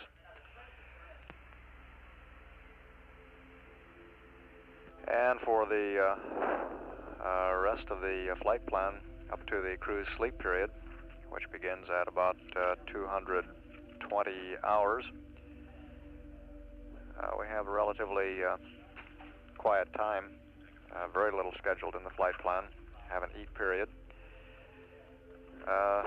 During the next revolution, crew will be operating the panoramic camera in the sim bay. They're scheduled to be in the midst of an exercise period at this time, and we could confirm from the biomedical data on Ron Evans, his heart rate, that he was indeed exercising.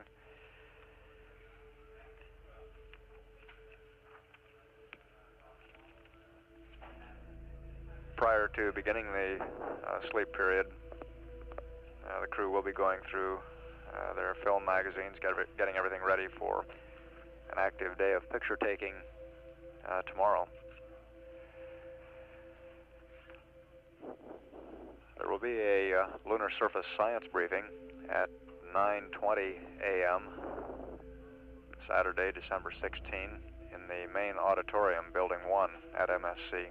Again, that time is 9:20 a.m. December 16. At 216 hours, 37 minutes, this is Apollo Control, Houston.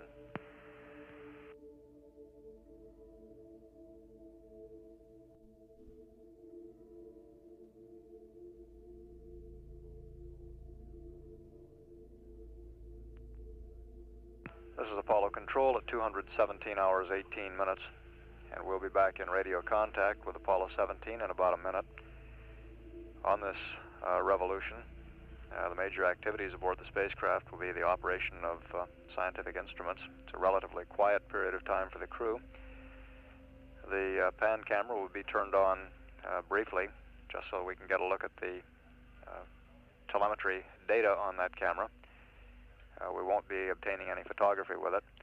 The mapping camera will be on for one full revolution, obtaining ground track coverage, supplemented by the laser altimeter data that provides an altitude reference in each photograph. Also, the infrared and ultraviolet spectrometers will be operating. And the crew will be taking a few handheld photographs out the spacecraft windows using the Hasselblad camera.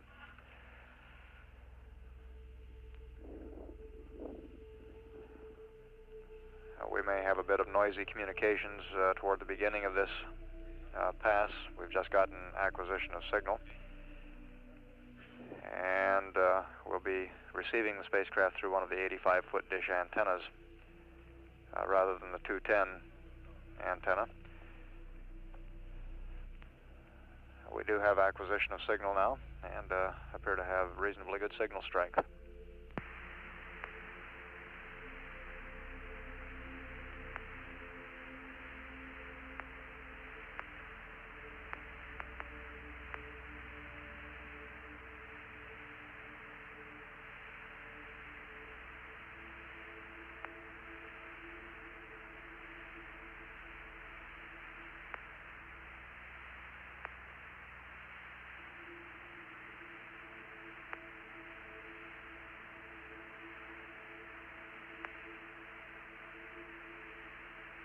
Houston, America, looks like we're with you again.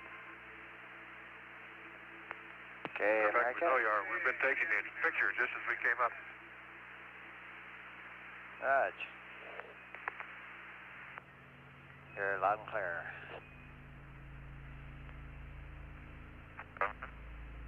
Okay.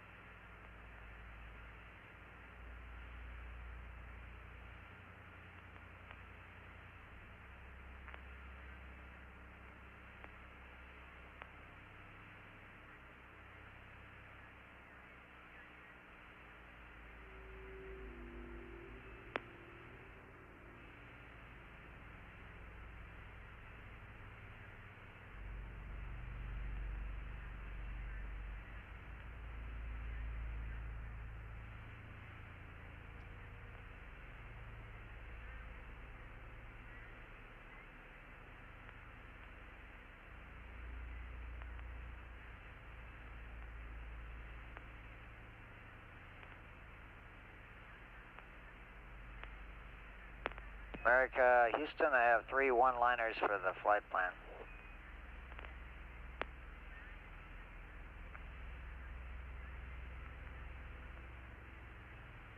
Is this the same flight plan we've been working on up here? I think it is.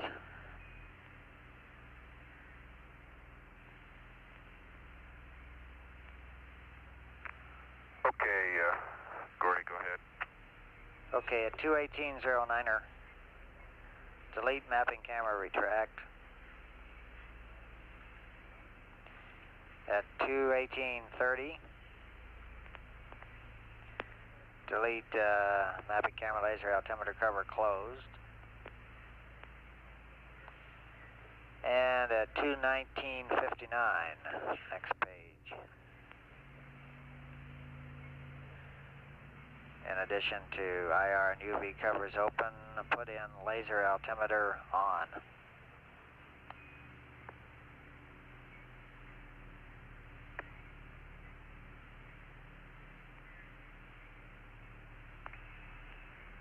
Okay, at 21959, laser altimeter on, and 21830, delete mapping camera, laser altimeter open, and at 21809, delete mapping camera, retract. Okay, that second one was deleting a cover closed, but I'm sure that's the one you got. Mapping camera, laser altimeter cover closed.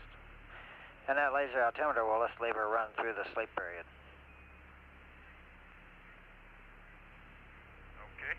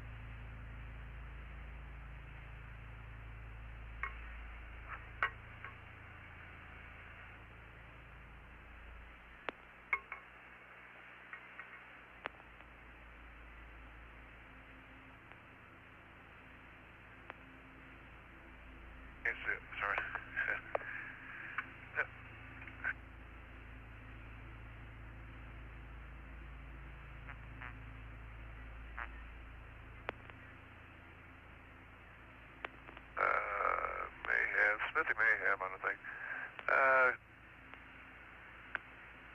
I still want to talk a little bit about these polygonal craters in Smithy. The one right above Rev 62 picture on the thing, there's definitely kind of an undated old depression there with a very smooth Mare floor on the thing with two old craters. And that is definitely a younger flow than whatever made the polygonal crater-like depression right above the Rev 62 number. The thing that bothers me about that is that they almost, look like if you threw a rock in the mud, and made a mud pie, and you get a wave or a ripple going out from there.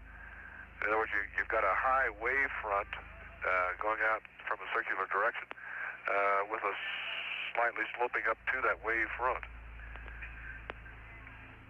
That's on the inner ring on the thing. The outer ring, of course, is a typical type ring that you get from an impact type of an operation. It looked like the rough-looking floors of those ring bases, essentially have the same albedo, the same characteristic as the rougher-looking floor in the Mare Smithy itself. Okay, Ron. We'll take high gain to auto.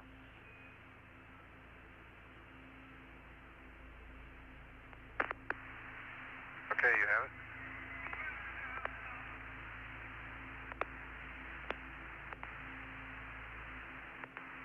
And I took a picture of that one in Smithy is frame 160 on mag November. And the reason I took the picture is really because on the western edge of the big basin, it looks like there's a small impact crater, but it's only been dished out in the more recent flat, dark gray Mare material. And it looks like when it comes to the edge of the original basin ring, that part is not ejected out at all. So essentially you have a cone-type depression with an impact crater. The material has only been excavated in the newer Mare material. Okay, I understand that. Say again where that one is.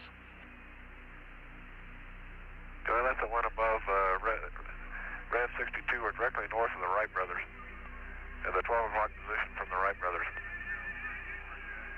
Oh, okay.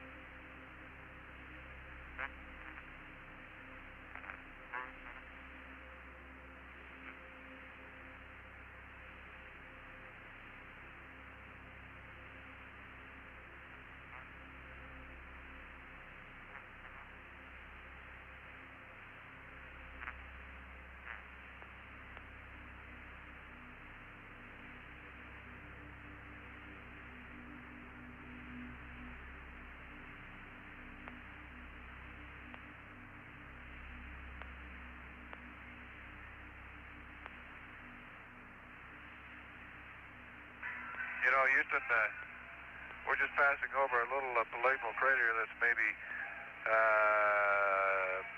kilometers in diameter, 15, 20 kilometers in diameter. It's maybe 10 to 15. And down the basin of it is kind of a polygonal fill. And again, it has that dark greenish black rock that is collected down at the bottom of it, and you also say streaking down the side of it. But I think one of the most significant features about the crater itself is that it has a swirl, and these are honest to goodness, they look like swirls rather than rays. It has a swirl pattern around there that it's radial from that most recent impact.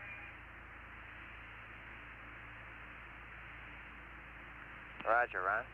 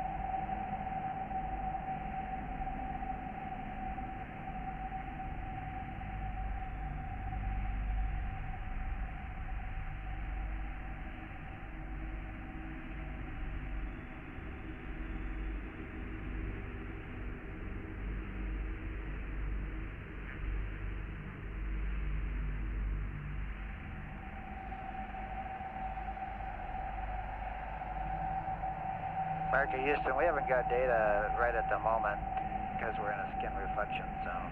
Would like you to hold the pan camera to stand by until we call you.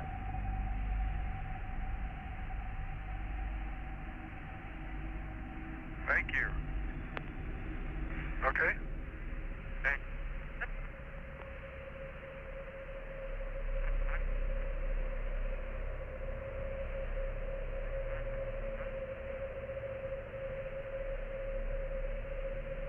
It's near, just see Yerkes, come down from Yerkes. Yerkes is the subdued crater up there. Come down from Yerkes, and there's a little one about 10 kilometers in diameter, and then a big one that's about 50, and then there's a bright one. Okay, and then on, yeah, and then right, let's see, kind of northwest of that bright one, about a crater and a half diameter from it, is an orange ringed crater again.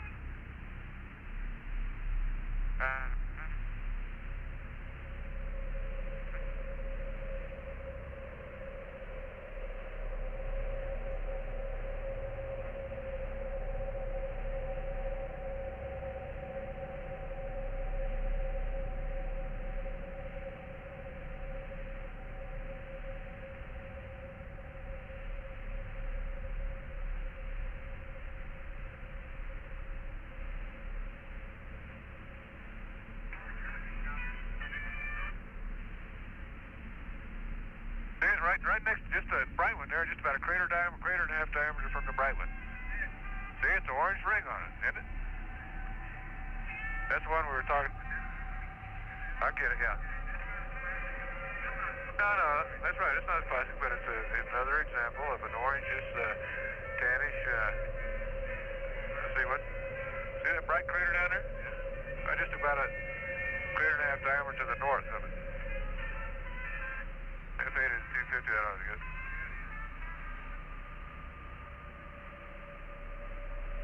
And Houston has frame 162.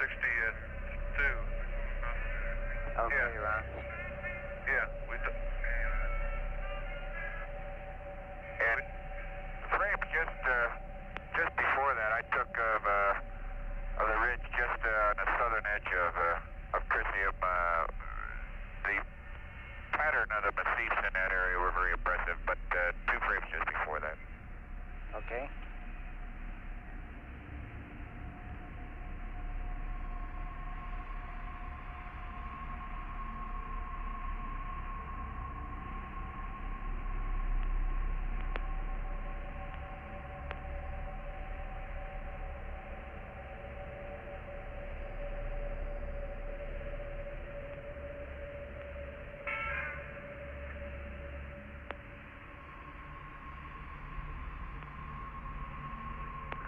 Houston, one other question. I was looking around here at my film and I got MAG Victor, which is VHBW for the Nikon. And looking through the flight plan, it doesn't look like we're going to be able to use that anytime. I just wonder if we might be able to use it for some of these Terminator photos.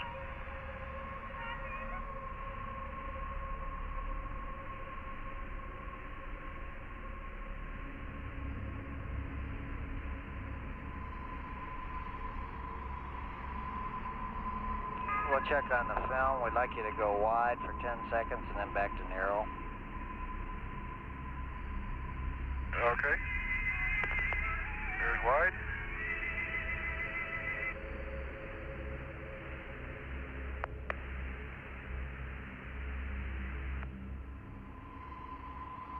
Looks like that did it.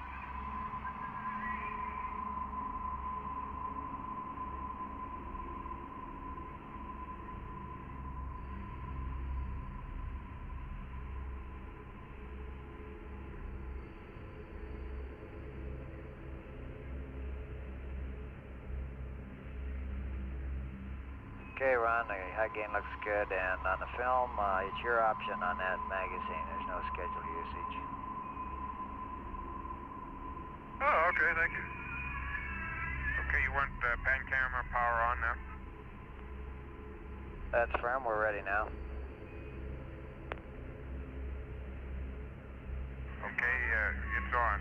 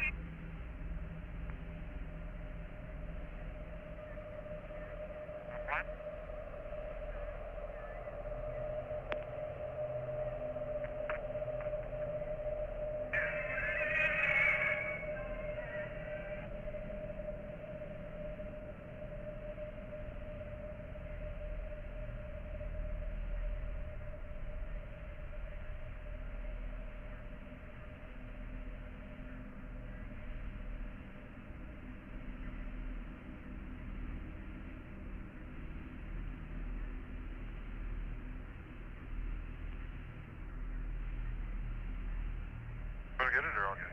Go ahead.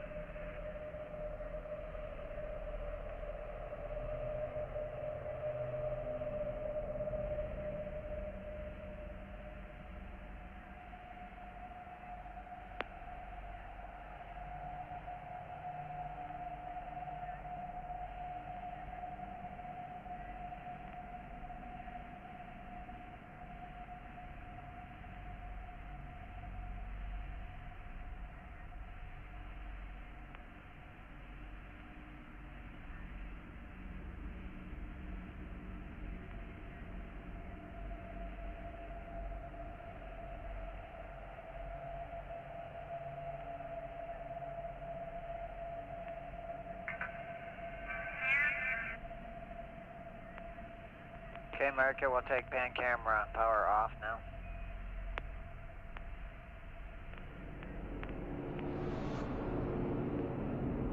Okay, it's off.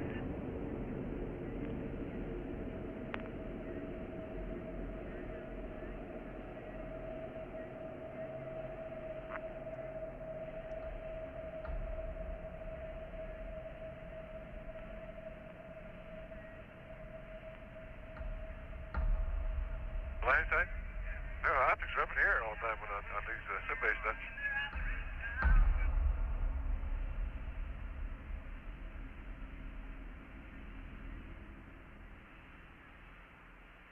Houston, areas in the landing site where we now know there are extensive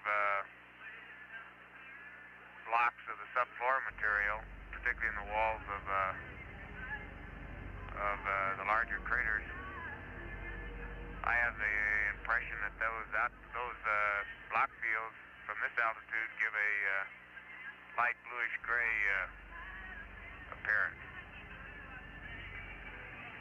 Roger, Jack.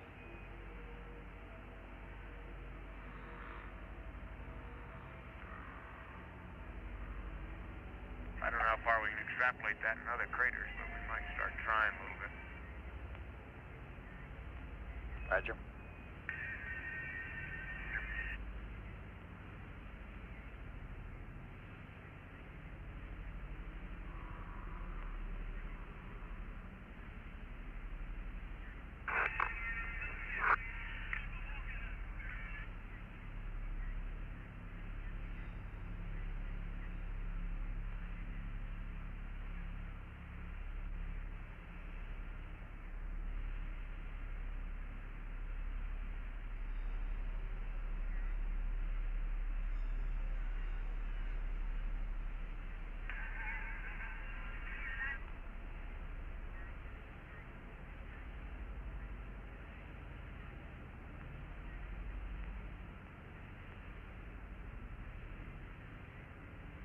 Following that a little bit farther, looking into Dawes, the lower talus slopes of Dawes have about the same hue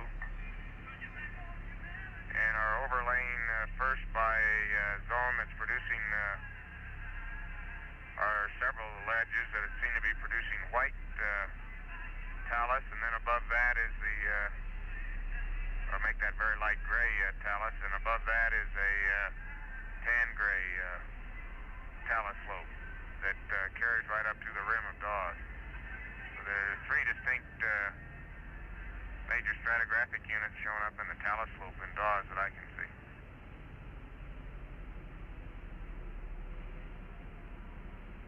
Now, can you see any holes in the square holes before Dawes, sir? Wait a minute now. I guess I was talking about the crater north east of Dawes. Let me check Dawes for the same sequence. No, Dawes is the little one down here. That other one's okay, take it back again. That was Dawes I was talking about. Yeah. You using the binocs? Yeah, I talked about Dawes already.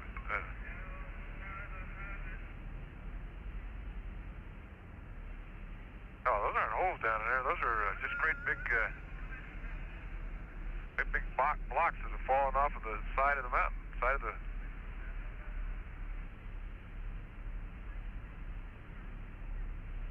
Okay. Okay, between the tan gray and the very light gray, there may be another thin and possibly inner mitten zone of just a plain, apparently gray unit forming in the talus slope.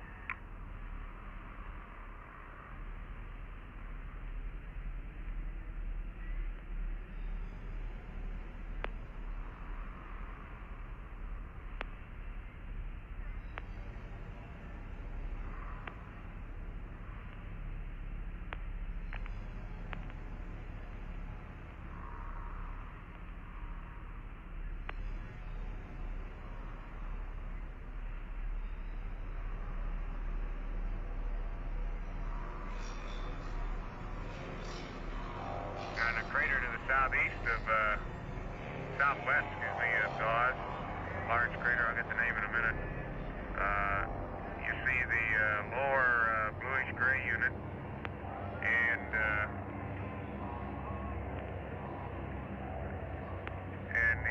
the next white unit or light gray unit up, but the brown gray unit is not nearly so evident at the top. In fact, I didn't really say I could recognize it there at all. I have to check that one though, put a query by it.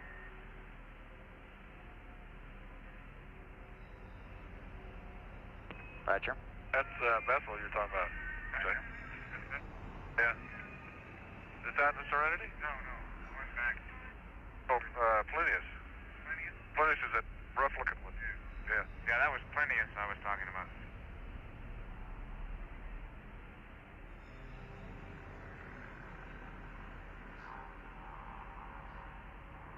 Oh, yeah? Yeah, the oranges? Yeah.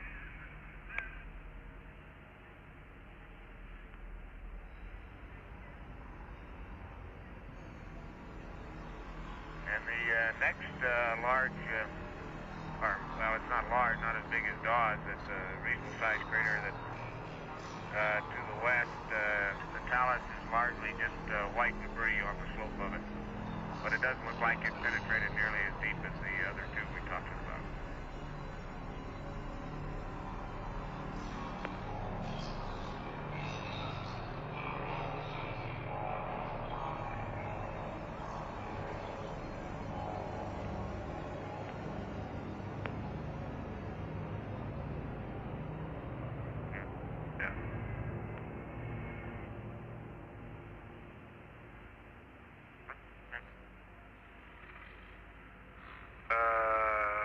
Menelaus?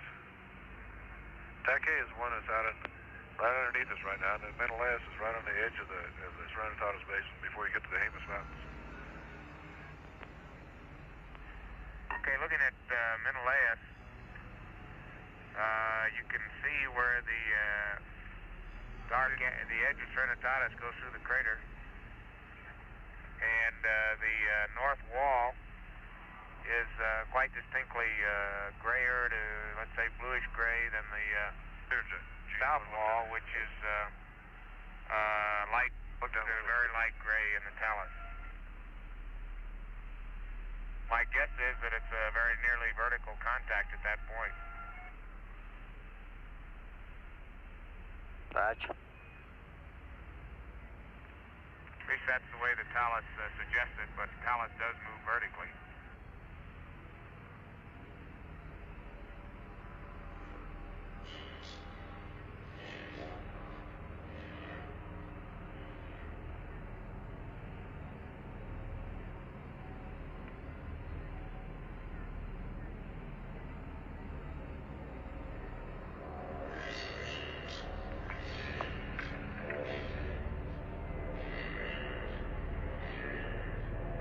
Looking at the depression with all the color streaking in the talus on the walls, I'll say again that the more red looking unit or talus is coming from below the orangish gray material. But it is not a continuous horizon, at least not as so far as the talus indicates. It's local spots that are giving the reddish color. Okay.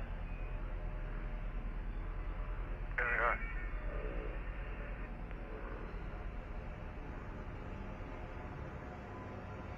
Gordy, that particular depression doesn't look like it's an impact-generated depression at all. Roger.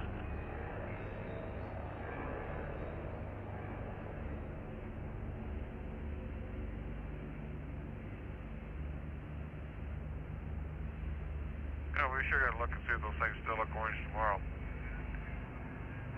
Because yesterday, Stony looked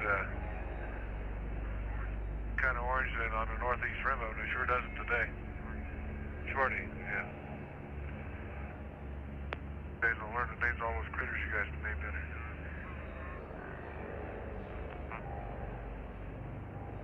Oh yeah, I know quite a bunch of them.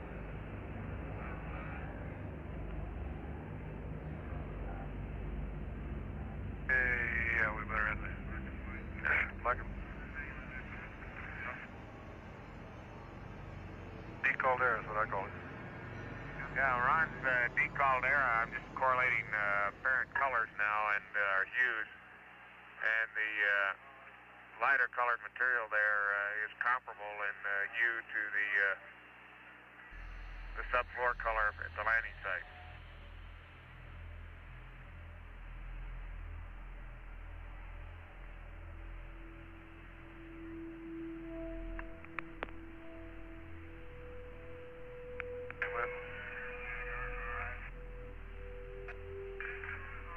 First one's F32 to 500. Biasmeyer.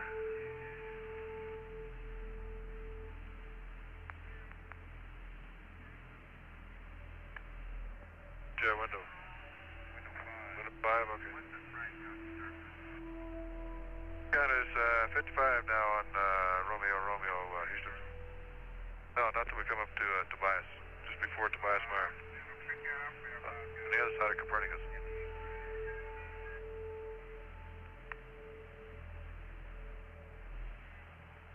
Right after 218, okay.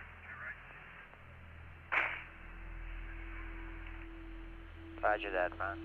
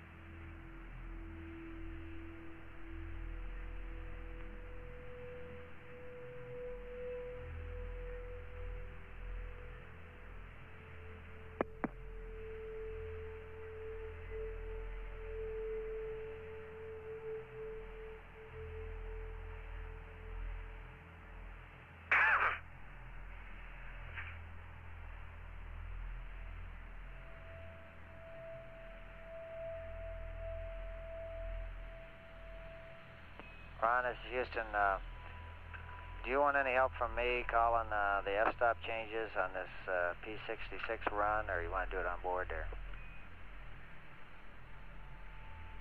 Why don't you give me a little help there? Just kind of reminders.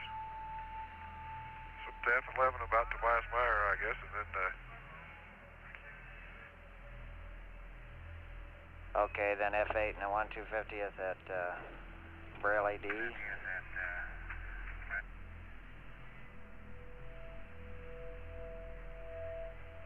Yeah, right. Are you shooting pretty much straight down or out in front on this one?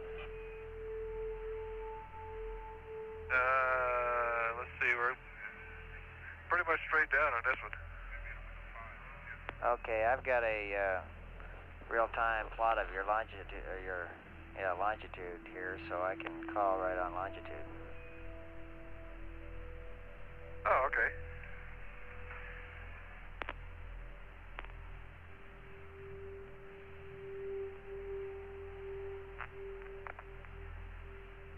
I started before Tobias Meyer.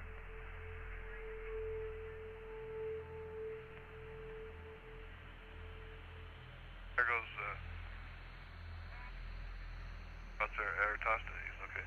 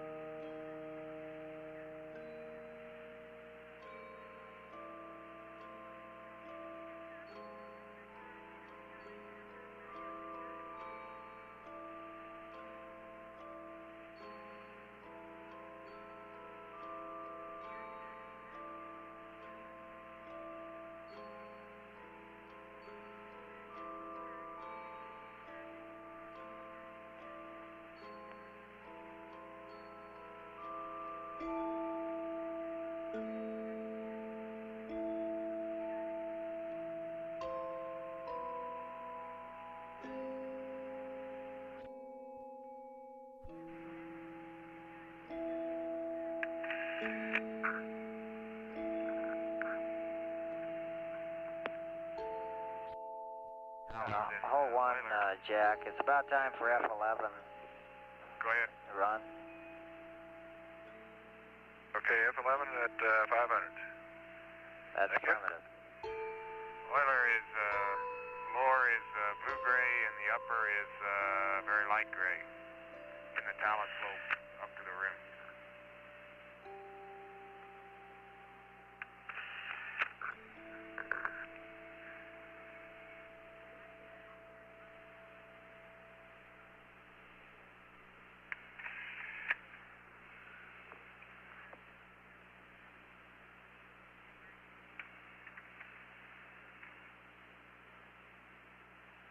Houston, I could just start to see the peaks of Orbital now exposed in a central peak at the top of them exposed in sunlight, and it looks like there's massive quantities of large boulders on the peaks. Roger, Gene.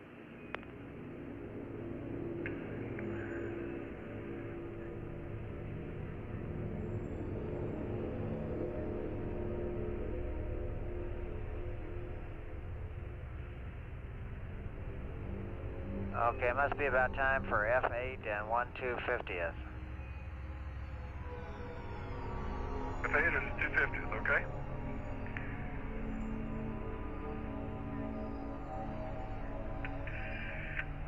There's my little C.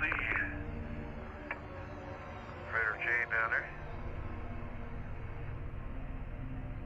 Like a cinder cone chain. I'd between Tobias Meyer and Euler. Roger.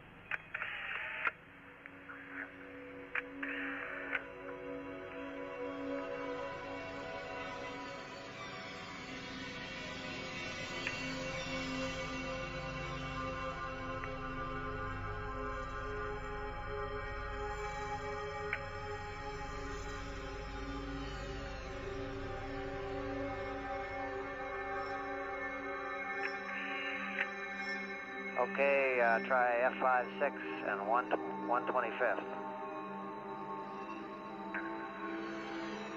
5-6 at 125th. This last Setting, right? And you should finish up there at Tobias Mayer W. Okay. Or a little beyond.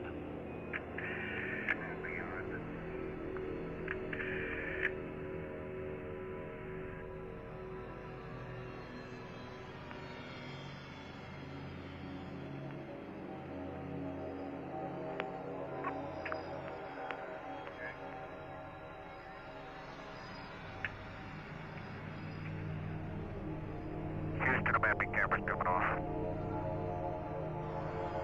Roger.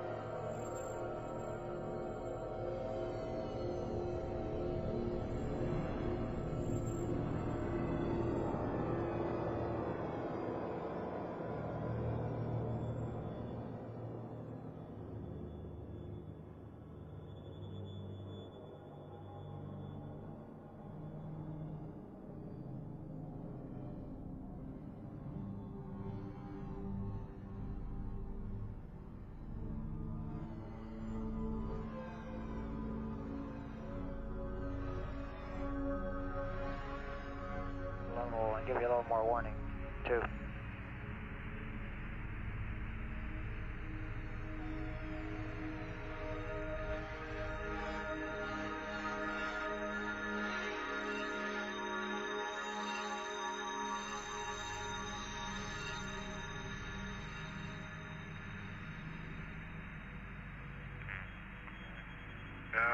I want to get him.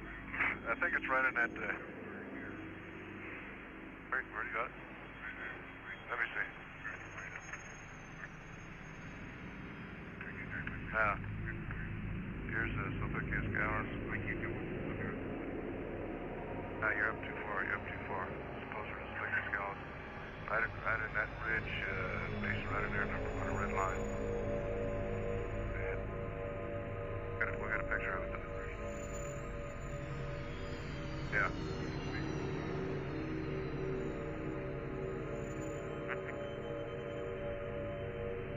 Fellas, yeah.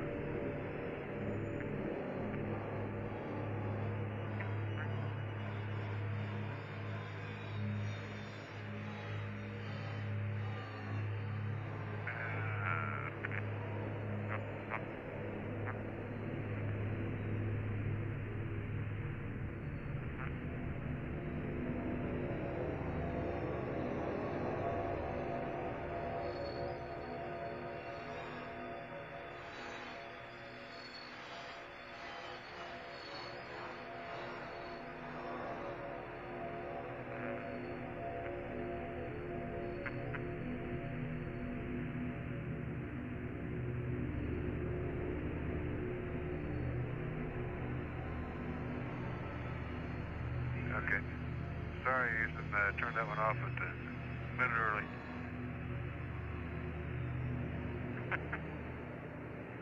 Okay.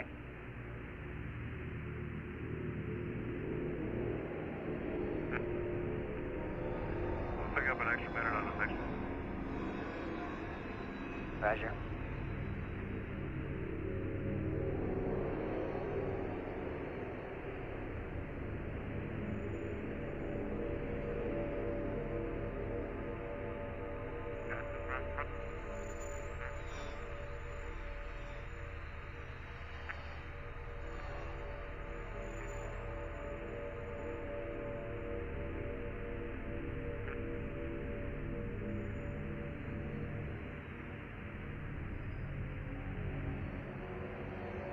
Okay, Houston, recorder's going off. Okay. Hey, Gordon, I better make this note now. When Jack and Ron were talking about apparently was an elongated depression, I was talking about in the same area, and I've tried to mark it approximately on the chart. But it was a classic, small, bright haloed crater. The classic, with the classic ejecta and everything, except it was this orange hued crater. It was not bright white, but it was very classic. And as I said earlier, not subtle at all. Roger, Gene.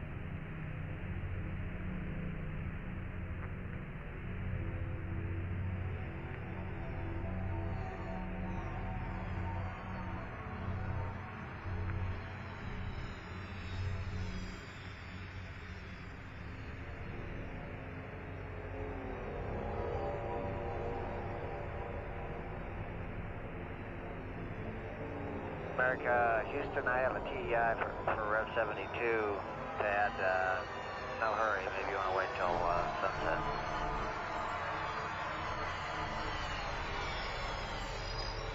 Yeah, we'll wait till sunset, okay? Okay.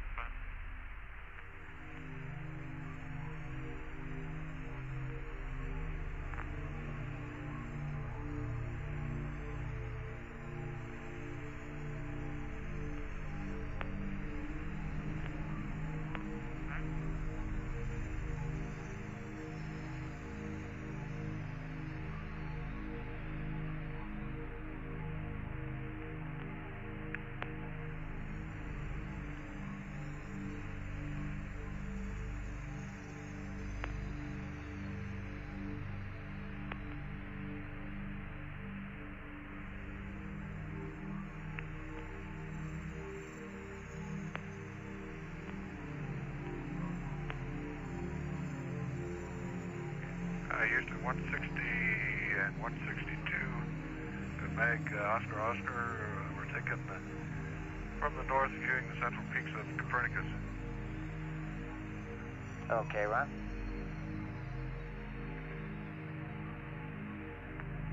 It's a long ways away. I don't know if it'll show up or not. It might.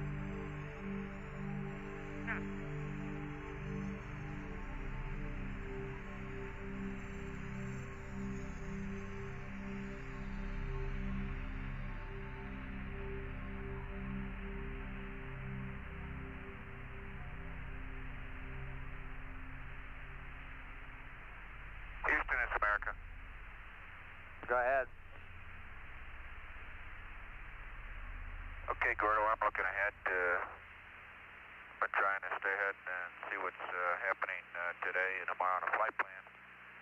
And although this has come up in the past, we haven't said anything about it. Ron put his biomed harness on a couple hours ago, and he's going to end up wearing it a total of 6 hours.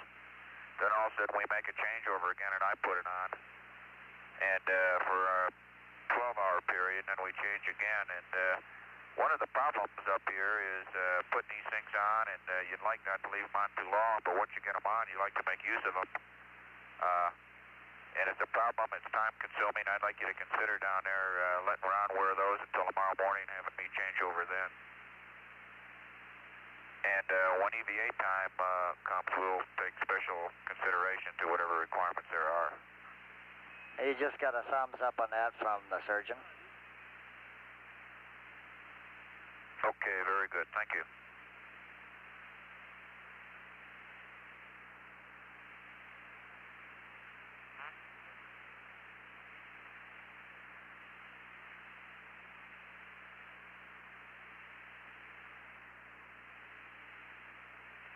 Okay, Houston, just took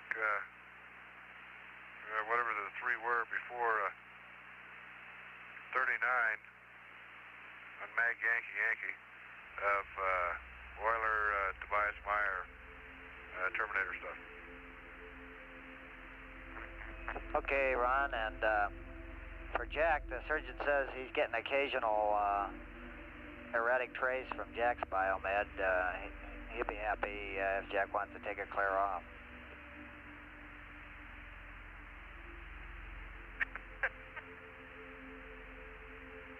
Gordy, I don't know how to tell you this, but I haven't had my biomed on for about 6 hours.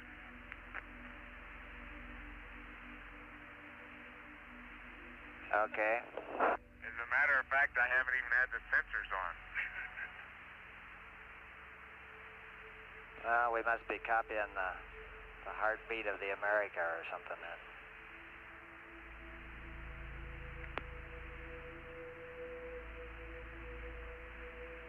How does it look? Maybe we ought to use it instead of mine.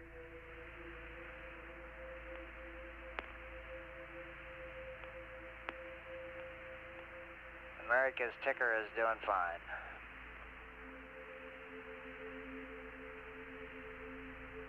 Along with everything else. Okay, Houston, it's America. I've got a flight plan change for you if you're ready to copy. Okay, ready to copy.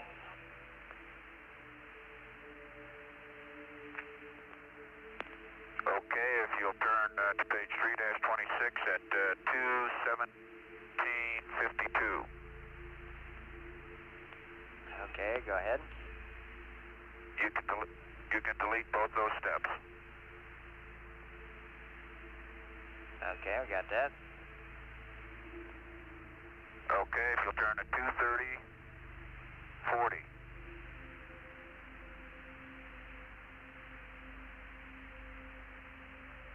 You can cross out LMP and put CDR. Okay, we got that.